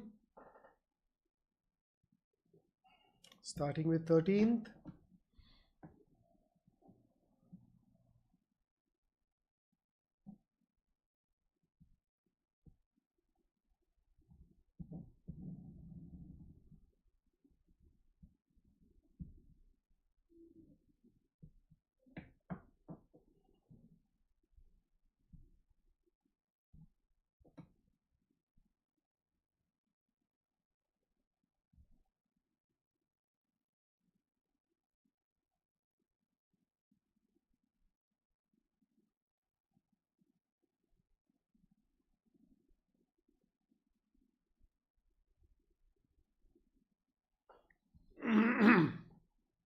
Shivam, I could not understand when you say in question, please get back to passage, as in when I discuss these, I do go take you back to the passage, no?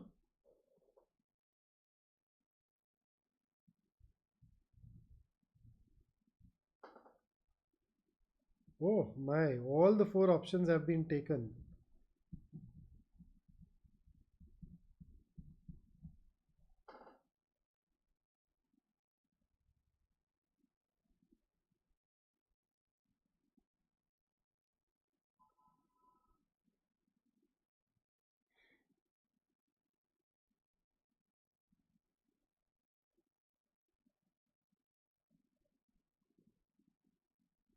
Last 10 seconds.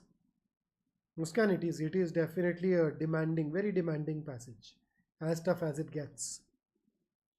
So I'm just trying to take you through that entire variety, okay? Some easy to read passage, difficult questions, difficult passage, difficult questions. Just trying to check. I'm avoiding easy passage, easy questions, but beyond that, yeah. Okay, next.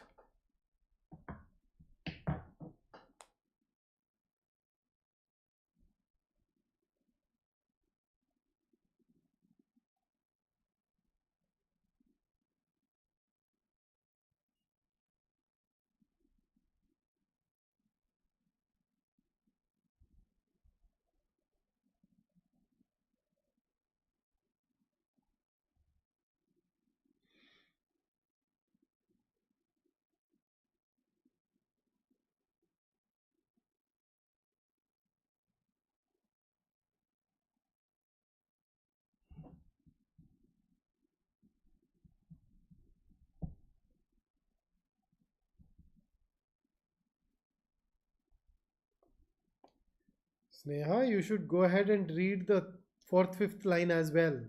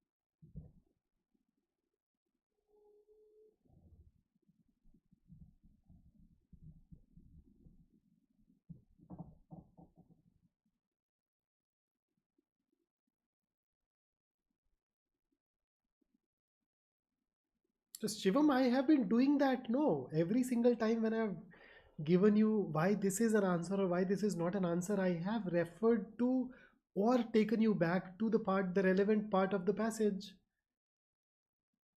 So, uh, why I'm not able to interpret it correctly is that since I've already been doing it, is it some? Are you trying to convey something else that I'm not able to capture?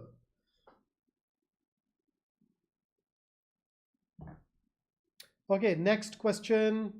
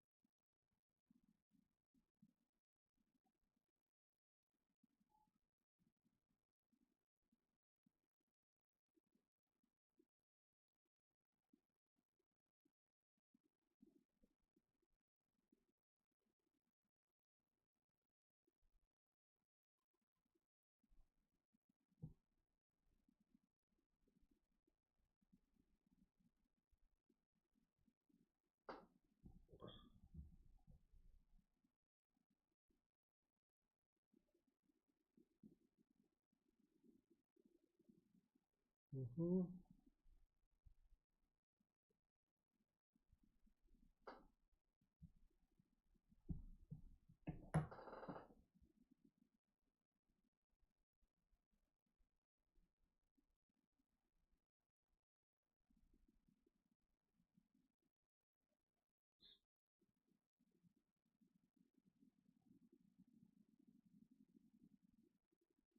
Okay, last 10 seconds.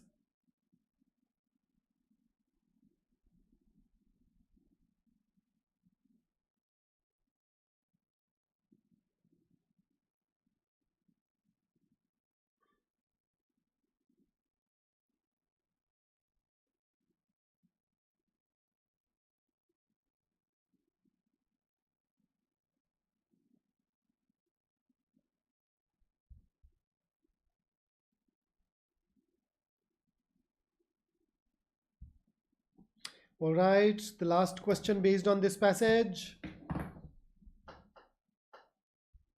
From this moment onwards, from this question onwards, almost all the questions, when I say almost all except for one question, every other question that you'd get henceforth is going to be a reasoning based question in RC.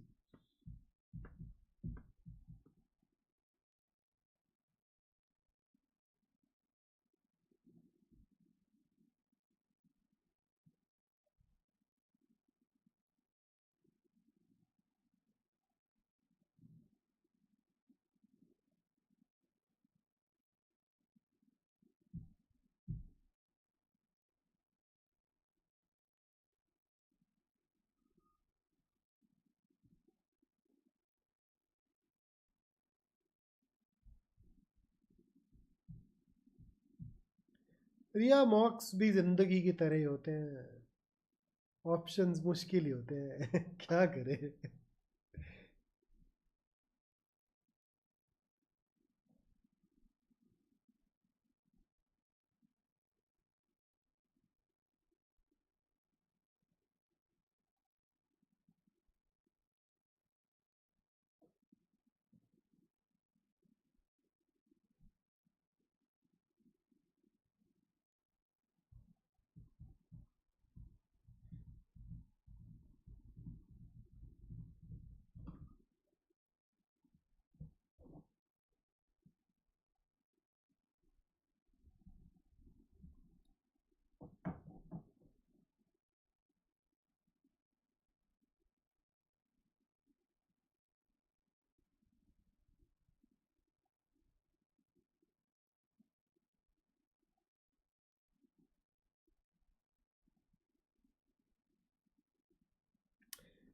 All right, I think most of us have gone on to attempt this.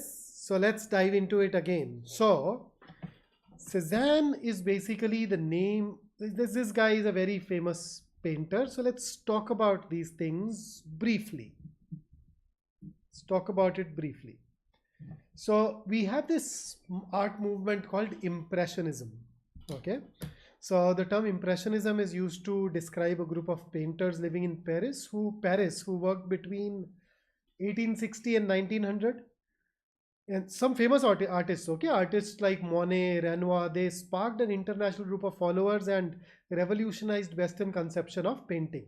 So they painted contemporary landscapes and the scenes of modern life, especially of bourgeois leisure and recreation. So instead of drawing on the past art or the mythological narratives, etc., they basically got inspired by the everyday life of the common people around them. Oh, moreover, they were also interested in capturing those fleeting transitory moments in life, and therefore they paid attention to the fleeting effect of light, atmosphere, movement. Uh, Now, post-impressionism, as the name suggests, came after impressionism. So it is a term used to describe the reaction in the 1880s against impressionism. It was led by people like Cezanne, and another very famous individual initially was Vincent Van Gogh. The post-impressionists rejected the concern of the impressionists with the spontaneous and naturalistic rendering of light and color. They in fact moved more towards symbolic content. Okay, their paintings had gone on to become more abstract. uh, they went into more of a formal order and structure, right? So that's basically what. Now I think it's difficult to talk about this without showing you the paintings, but let's try and do the best of what we can. Harsh, this was called an RC marathon for a reason, no? so, so anyhow, the post-impressionist Cezanne was one of the keenest observers of the industrial disenchantment of the late 19th century Western Europe. So what happened in the late 19th century Western Europe was that people got fed up of the the kind of society that came after industrial revolution. So that's what is talked about here. So in the 21st century, his paintings had become remote to the temper of our times. Temper of times refers to the general trend of thought and feelings during a specific period of time. You can also define it as the characteristics of our time. Okay, so in the 21st, so basically in the 21st century, they may appear outdated and thus difficult to understand. Accordingly, Clark's new study of the painter, and what is the name of the study? If These Apples Should Fall, Cezanne and the Present, is a book about Cezanne, but also about the difficulties of writing such a book. Okay, then next, for Clark, Cezanne felt the modern condition as an intermingled banality and strangeness. Something that is banal is something which is very ordinary.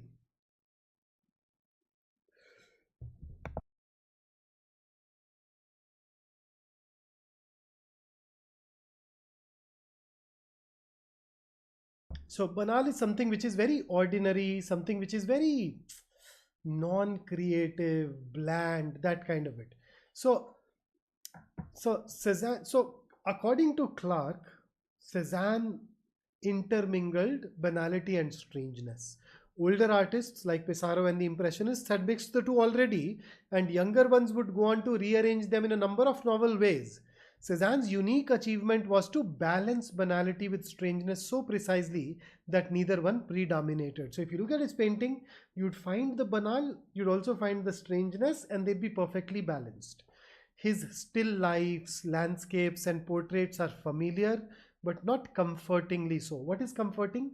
Comforting is something that gives you a sense of comfort. Imagine it's a very cold winter evening and you're sipping on a cup of hot chocolate. It gives you that necessary warmth to live and survive. He's saying his paintings looked familiar, but they did not make you feel comforted. Okay? They are as vivid and intangible as a hologram. Hologram is vivid. Remember holograms, when you shift it, it is very colorful. At the same time, it's just an effect of light, so intangible. So bright but unnourishing, and not even in a stark, grand way that can be dignified into tragedy. So, there are times when a painting looks so dreary, dull, bleak that you can call it a tragedy. It did not even venture into that territory. And because this is all apparent at a glance, there is no secret waiting to be uncovered, none of the delights of decoding to sweeten the deal. Everything is on the surface in these paintings, yet just out of reach. The next, for a century, art critics praised Cezanne for the solidity and indelibility. But this is only half the story. He tried to convey something solid and indelible about modernity, and he fell short. Not for lack of talent, but because everything solid in the modern world melts into air. I don't even know what it means. Instead of assuming emptiness, Cezanne stumbled upon it. It was a fitting achievement for his era in which bourgeois alienation had sunk in. Yeah, देखो, bourgeois is basically the working class or the middle class. Okay? So, the capitalist economy after the industrial revolution. In that particular environment,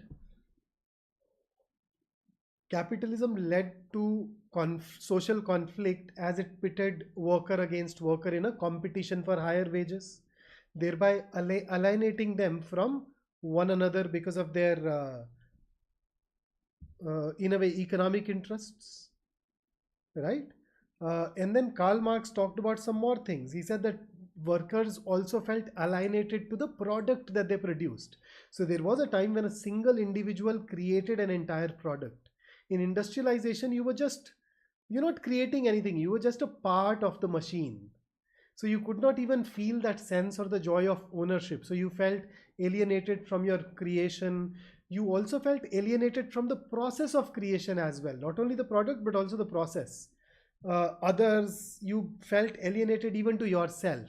So in that era, bourgeoisie alienation had sunk in, but alternatives were still within living memory. That was an era when people could look back at their past and see that, we lived a different kind of life when we were connected to our tasks, connected to our products, connected to one another, connected to oneself.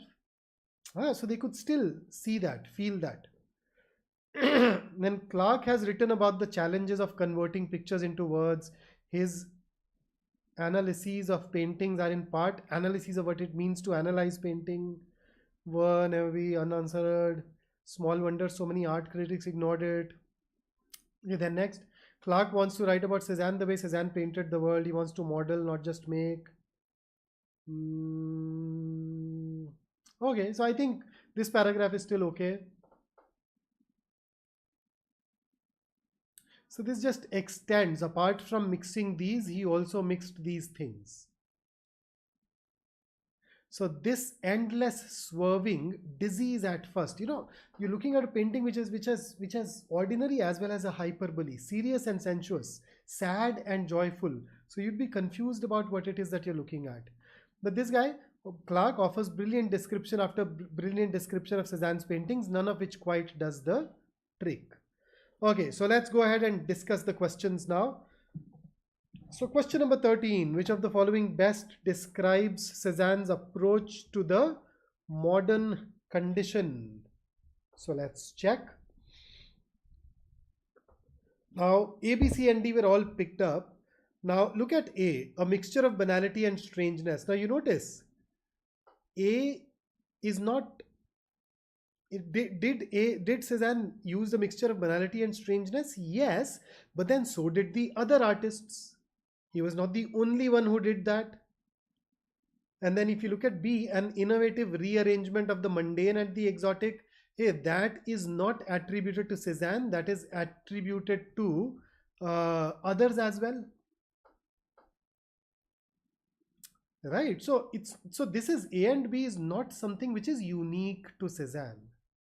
But what is unique to Cézanne is that he could strike that perfect balance between banality and strangeness.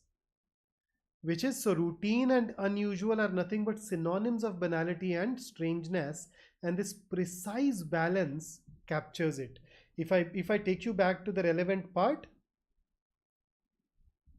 this is where we have this.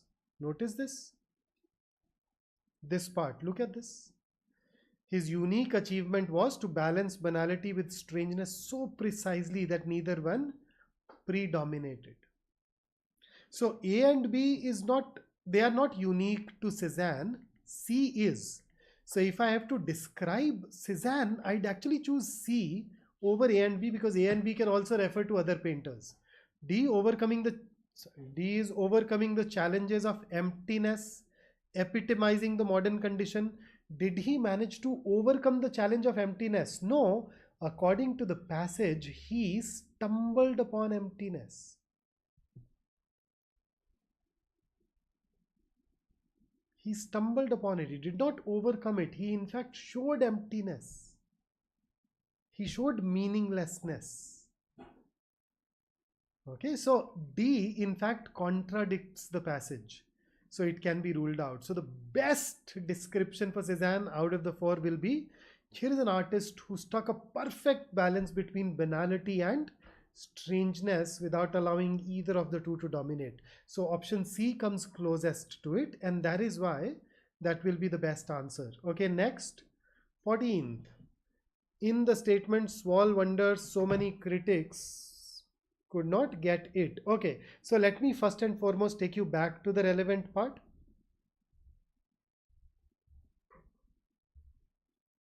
Okay, there you go. Small wonder, so many art critics ignored it. So what did they ignore? So Clark has written about the challenges of converting pictures into words. His analyses of paintings are in part analyses of what it means to analyze paintings. Words and pictures are not the same and never will be. So what is the unanswerable problem? Words and pictures are not the same and never will be. So Clark is not a painter, he's writing about paintings. So he's trying to convert his pictures into words, right? But then they're not the same, they'll never will be. It is an unanswerable problem. Small wonder, so many art critics ignore it. So I think it's mostly about figuring out what that it stands for. The it stands for the fact that words cannot describe pictures. It's an unsolvable problem, but people ignore it. They're like, okay, we know that it can't, but we not address this issue. So let us check. Option A, describing Cézanne's painting is a frustrating task. Nope. It is not about just Cézanne's painting. It is about describing any painting into words is an impossible task. Okay, B, many art critics ignore Cézanne's paintings because they do not understand them. Nope, they do not ignore his paintings. What they ignore is the fact that that it's difficult to describe a painting using words.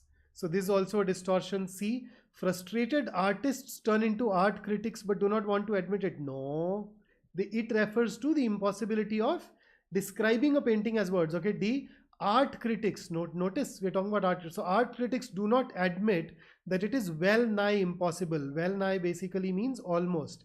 That it is almost impossible to describe the essence of picture in words. So if you look at that particular paragraph and you try to think of which option comes the closest, I think we should have no hesitation in choosing D. This is the only one that talks about the fact that it is impossible to describe a picture in words. And they ignore it. Ignore it is they don't address it. So you can say they do not admit it.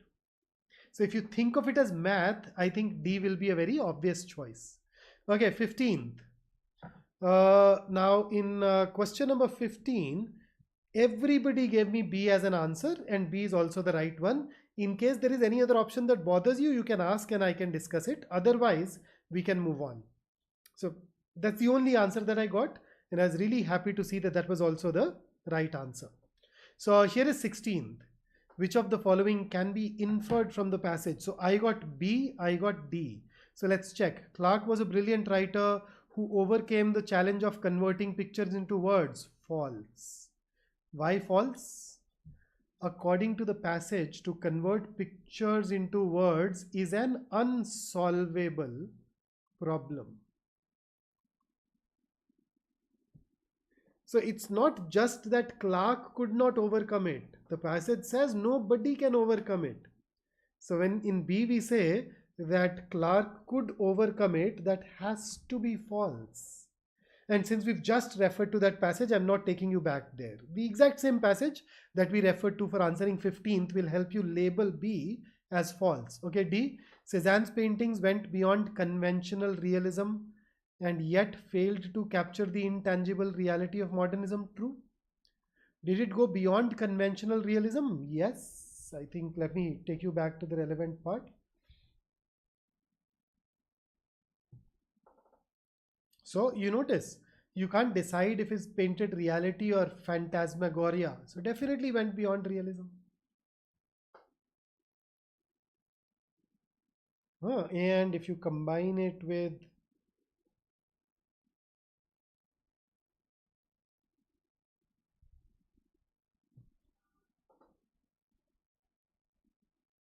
I think even the other part was somewhere this part.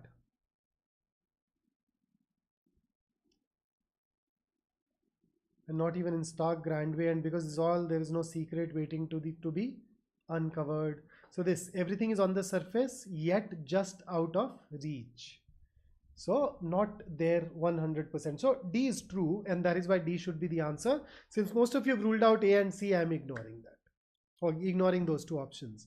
Okay, so with this passage done, let's get into the next one. This is a short passage followed by two reasoning based questions. I wanted to focus specifically on reasoning based questions in a segment. So the next two passages, passage 5, passage 6, they are going to focus predominantly on reasoning so that we can go ahead and talk about these things. Yes, Manish, very challenging passage, yes. One of the questions was difficult, one was easy, the other two are moderate. So not an out and out easy segment, I'd say. Okay, so let's start. So here is a short passage for you. Please read this. One more slide and we'll dive into questions.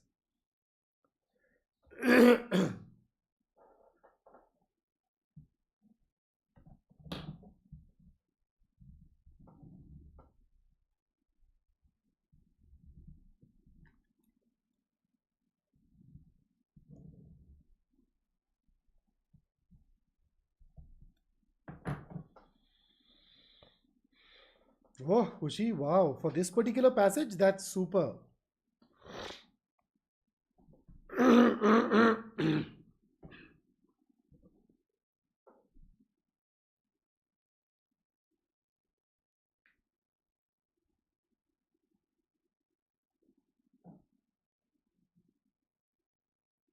Okay, next.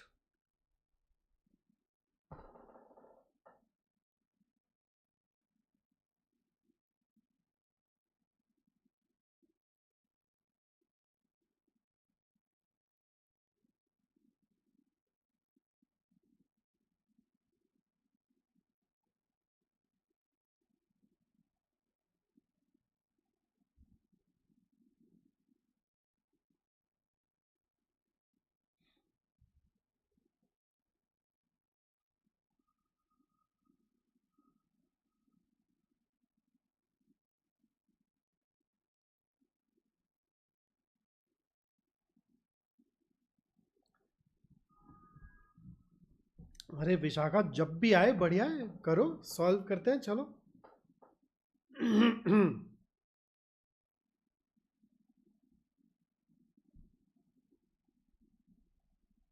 और पहली बार actually ऐसा हुआ है कि तुम लोगों ने आई cat 17 कर लिया होगा, मैंने नहीं किया अभी तक। मैं अब बैठ के करूंगा क्लास के बाद। तुम मॉक के चक्कर में क्लास भूल गए, मैं क्लास के चक्कर में मॉक भूल गया। कर नहीं पाया, भूला तो नहीं बट कर नहीं पाया।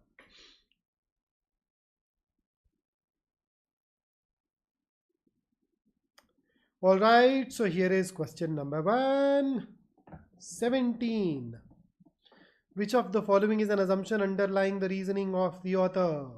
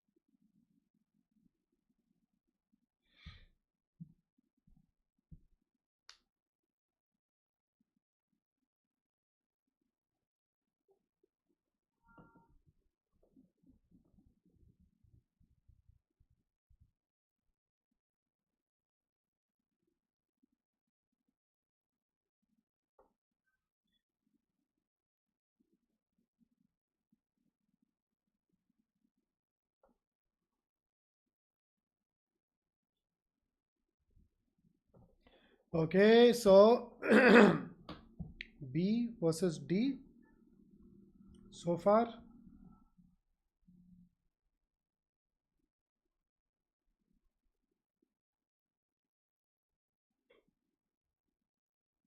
Okay, 10 more seconds.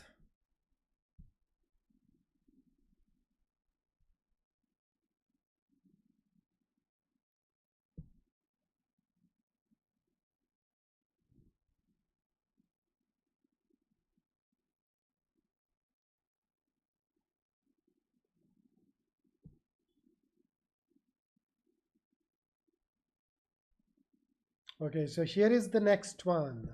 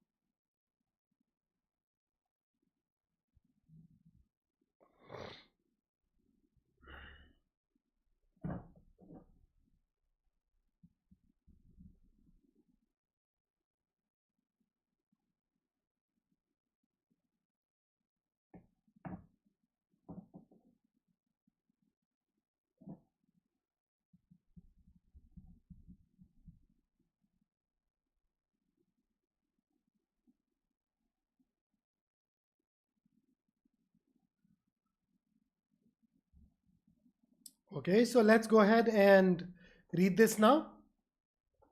10 seconds and we'll start our discussion.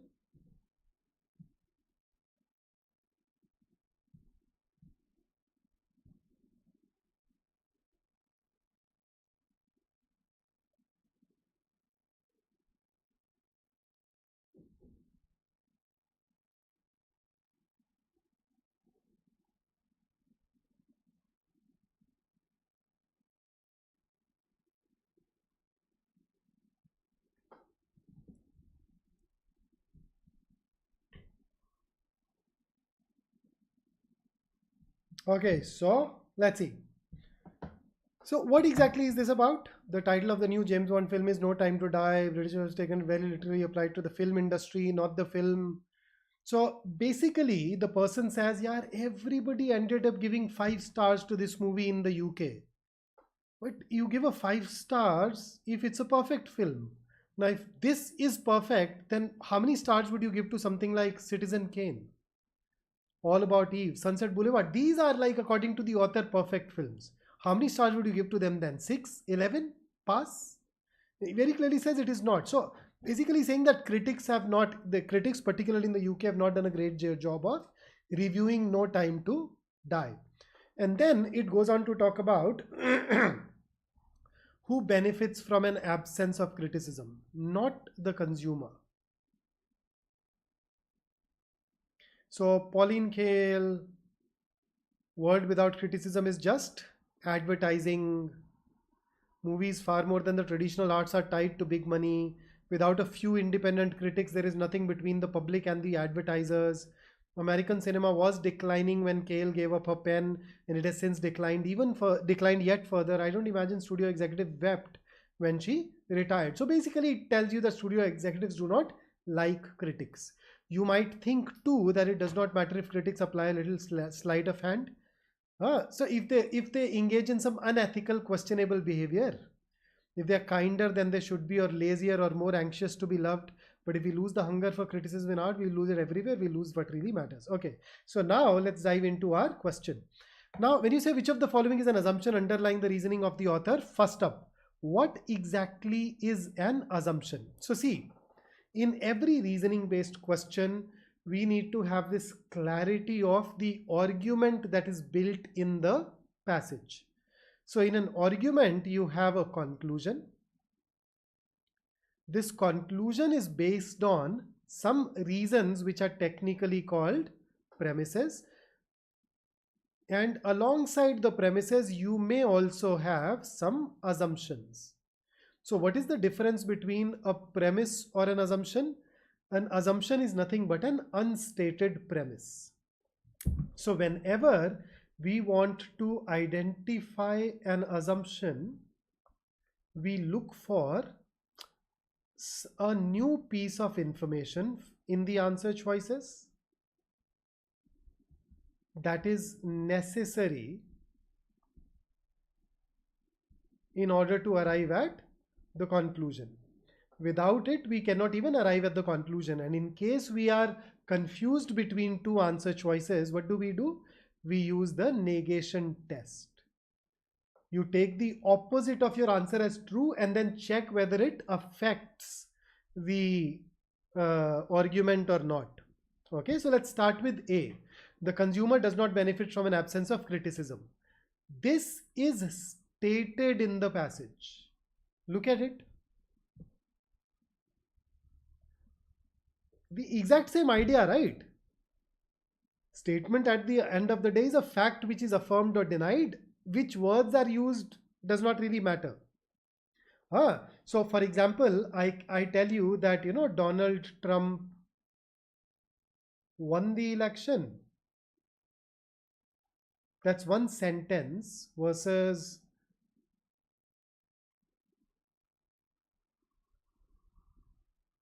the election was won by Donald Trump. So they are two different sentences, but in terms of statement, they are the exact same. They communicate the exact same piece of information to you. So similarly, if you look at these first two sentences here, when you read it, it tells you that consumers do not benefit from the absence of criticism. So A is something which is stated, and remember, an assumption is an unstated premise. So because A is stated, you can eliminate A. Then let's look at B. The filmmaker benefits from the absence of criticism. Now, what is the argument that is presented in this particular passage? The author's argument is how lack of criticism is harmful to the consumer and to the world of art and even beyond. That's the argument, right? So whether filmmaker benefits or does not benefit is irrelevant in this particular argument. Even if you negate B, if I say, yeah, the filmmaker maker does not benefit, even then I can arrive at my conclusion that says that, hey, absence of criticism is harmful for the consumer and for the art.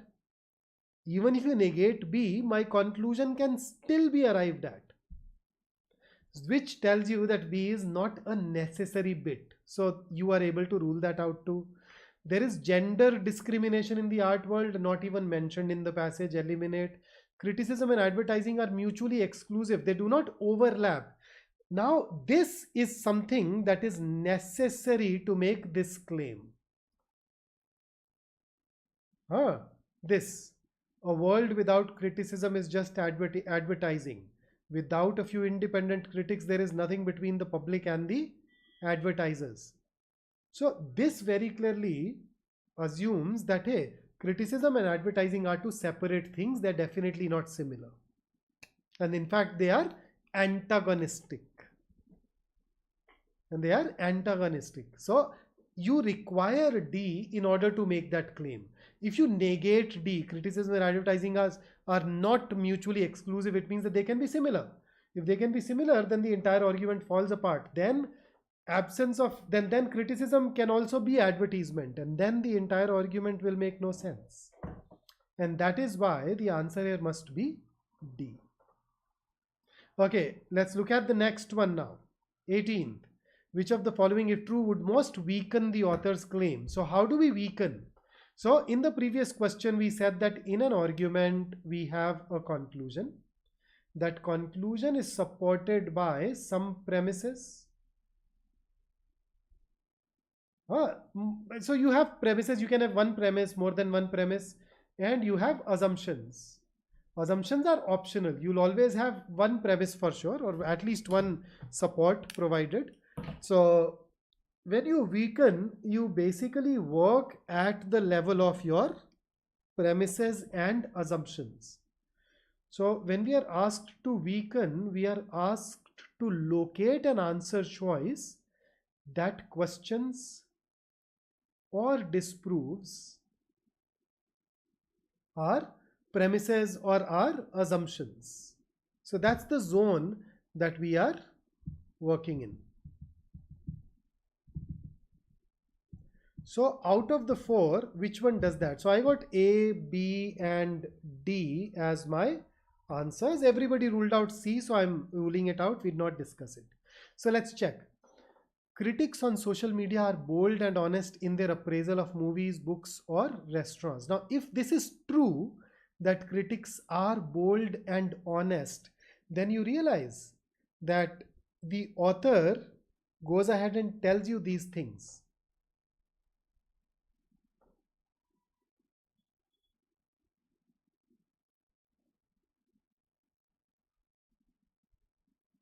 So it means that critics can apply a little sleight of hand by being one of these things. Now, A says that no, critics are not one of those things. They are bold, they are honest, they do not use sleight of hand. So in a way, 18th contradicts a premise given in the passage. So does A weaken? Yes, it does. But should we stop here? No, we should not.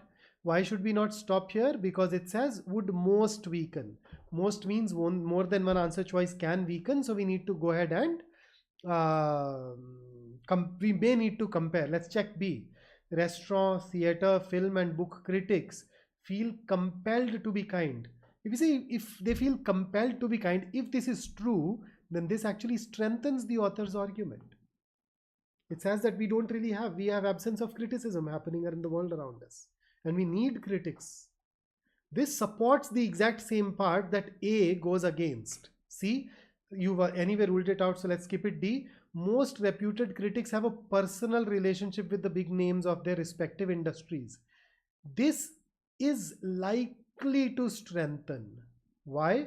If they have a personal relationship, then they may feel the need to be kinder, or they may feel more anxious to be loved. So if this is true, even this strengthens. So the only one that weakens is option A, and that is why A should be our answer. And with that, now let's head over to our last passage for the day. Passage 6. Once again, almost all the questions are going to be reasoning based. So brace yourself for that. And in case you facing bigger issues here, I would love to help you beyond this workshop as well, and we can put in some more practice. Space Cowboy, absolutely. If they are bold and honest, then James Bond would get honest rating. But did it get honest rating according to the passage? It did not get honest rating. Because critics did not do a good job. If A is true, critics will do a good job. So that goes against the argument that is there in the passage. So A gives you the opposite of the premise. One of the premises that the author has used is that critics may use sleight of hand. Critics may be dishonest. But A says critics are honest. So aren't they contradictory? So that's why A. Okay. Passage 6. Let's get ready.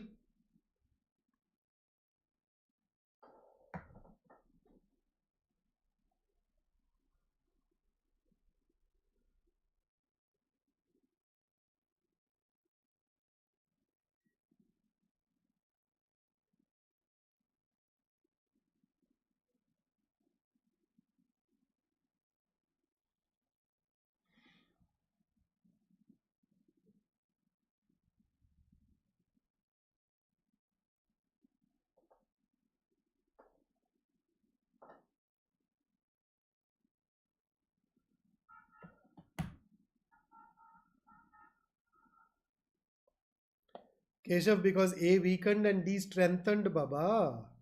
We talked about it, no, while looking at it.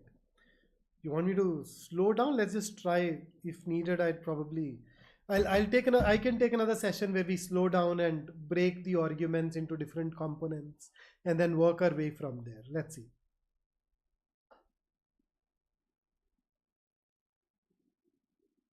Okay, so next.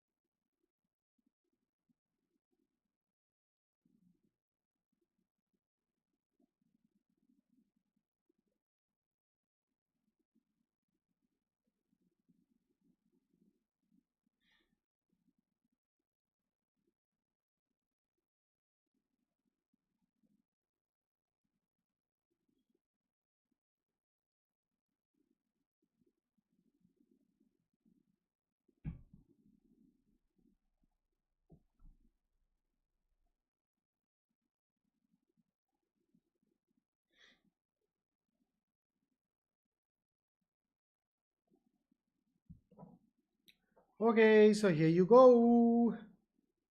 Next.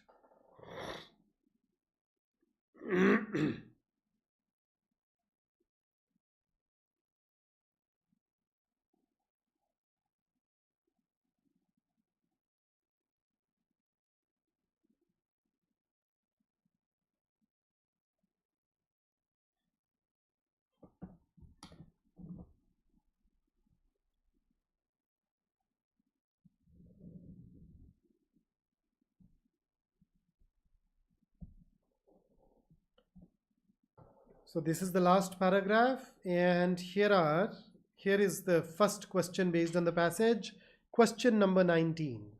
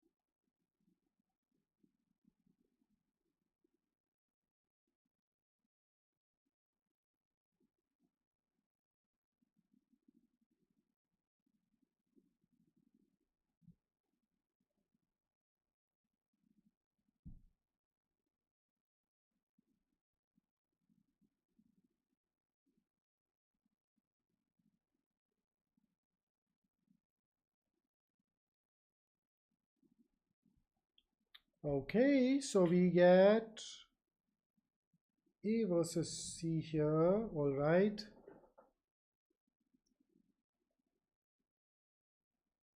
Okay, so 10 seconds and I'll take you over to the next one.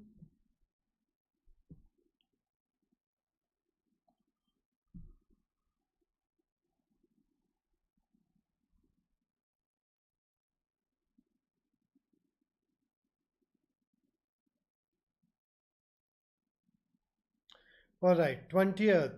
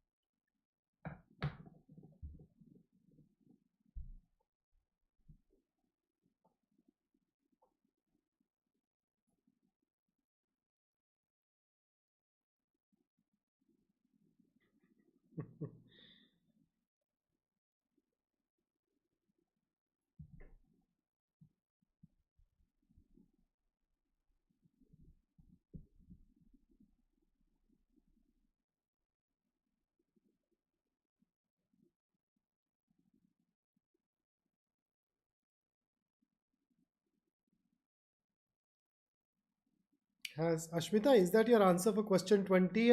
Question number 20?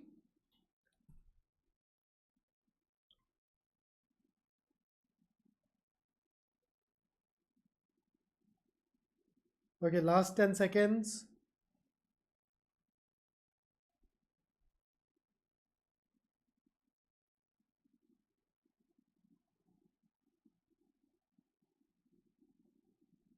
Okay, so here is the next one.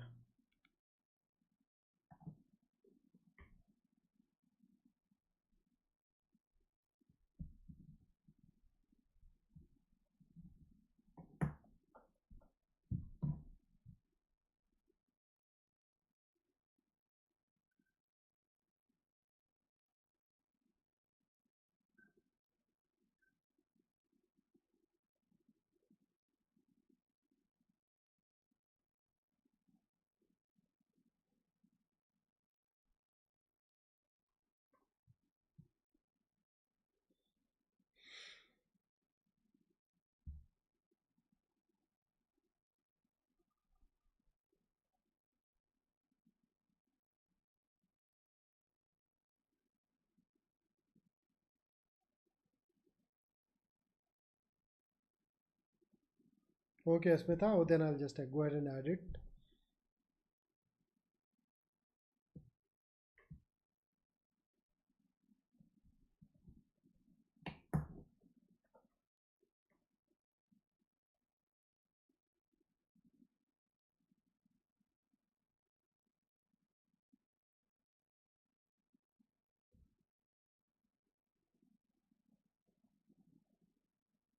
Last 10 seconds.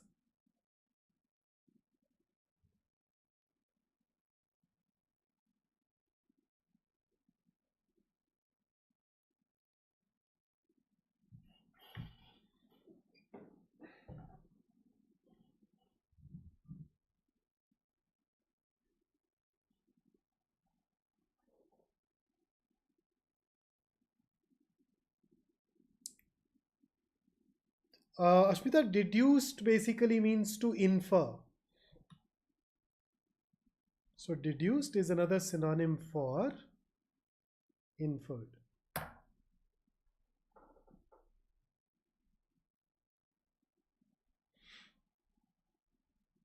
Okay, chale. So let's go ahead and get into the passage. So this basically introduces us to what happens in the United States education system, where we know that the economic background can determine the quality of the education that you receive. Reasons cited, and then say that that does not happen in Japan. In Japan, whether you're rich or poor, you are going to get a similar opportunity. So you have poor areas, you don't have poor schools. Then the next one, perhaps as a result, so the consequences of that is that fewer students drop out of school, graduation rate is very high as compared to the other countries. Poor people are more likely to grow up to be better off as compared to the other countries. So all of these different implications are given in this paragraph. Then the next one goes ahead and talks about the reasons behind the success of the Japanese system. So one of them is how it assigns teachers to schools, right? And then the details of that mechanism. And then we have questions. So with which of the following is the author most likely to agree? Now see, whenever we see this question, which of the following the author is most likely to agree, it is basically an inference based question. You need to go ahead and figure out which of the following can be termed true on the basis of the information provided in the passage, right? So first, the student teacher ratio is quite high in Japan as compared to the US. The answer or the label for this should be can't say. You know, student teacher ratio is not even mentioned in the passage. So data insufficient, can't say. Second, teachers focus on pedagogy contributes to the Japanese education system's equality. Now let me take you back to this particular part. Okay, so what is the reason? Where is the reason bit? Here is one of the reasons. Okay, so there are teachers who are strong. These teachers get assigned to the students and schools who need them the most. So there is a lot going on to redirect the better teachers towards the more disadvantaged students. So on the basis of this, can I say that teachers focus on pedagogy is how teachers teach, how teachers approach the curriculum that contributes to their level of equality? Yes, absolutely. And then third, tracking students may help the sharpest students thrive, but it can also leave other students behind. This part is not something that we can determine from the passage, not mentioned anywhere that tracking can leave poor students behind or weak students behind, not mentioned anywhere. And therefore, first and third are ruled out. We need to go for only second. That is given in option D, and that's going to be our answer. So you get the drift. So you had to basically label these as true, false, can't say. Now the next question that we had was another inference question. When the question says which among the following options is not logically consistent. So what do you mean by logically consistent? Anything can be termed logically consistent with the passage if it presents something which is true according to the passage. Now, when you say true, it can be something that is written or mentioned in the passage. It can be something that can be inferred from the passage. So it may not be an out and out inference question. It can also be a specific detail question, but we get to know of that only when we go through all the options. So let us start for question number 20th. A, the socio-economic background of a student should not be a factor in determining future opportunities for higher education. So the author favors the Japanese education system where irrespective of where you come from, you get equal opportunities to study. So the author On the basis of that, can I say that the author believes in the fact that your socio-economic background should not be a factor in determining future opportunities?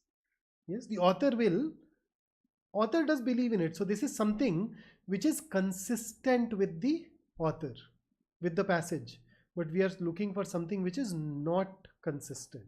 So A is consistent with the author's beliefs. You can rule it out.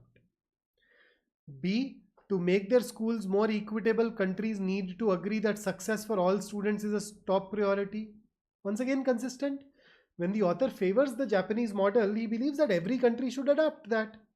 And if the countries want to do that, they need to pay attention to every student irrespective of his background. So that's consistent. C, the notion of a state body hiring and assigning teachers to individual school based on their stature and prominence, this is not consistent. Why? Look at something very subtle. Are the teachers going to be assigned on the basis of the stature and prominence of the school? So the teachers should be assigned on the basis of how big a school is, how prominent a school is, or how much the school needs that teacher. So it is something that should be based on the need of the students and the school. It should not be based on the fact on how big the school is. So this is something that is false according to the passage. D, it should be the responsibility of the state's educational system that the most efficient teachers are made available to the students who need them the most. The author has praised it in the Japanese education system. So this is also consistent. So this also gets ruled out. And therefore our answer to this question must be option C. And with that, let's move over to our 21st question. Which of the following can be deduced from the passage? So let's see. Japan spends less on education than many other developed countries. Can't say. No such data point has been presented to us.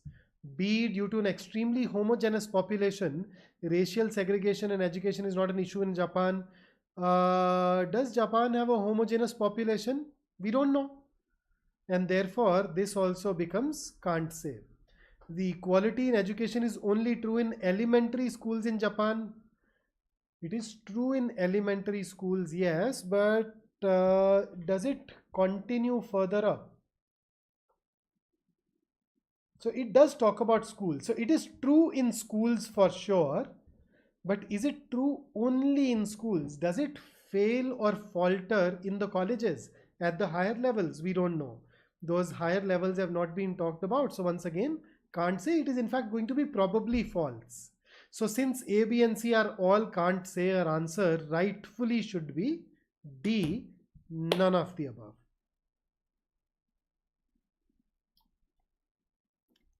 Muskan, option C. This last part. Assigning teachers should be based on the stature and prominence of the school. No, according to the passage, it should be based on, here, let me just check. It should be based on the need and not the stature.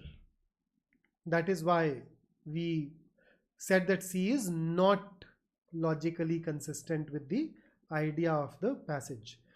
So, I belong to a culture where we consider such numbers, 21, 51, 101 auspicious. So I'll stop at this particular number. ये मतलब हम शगुन देते हैं ना, तो ऐसे देते हैं 21, 51, 101, 1001 टाइप्स.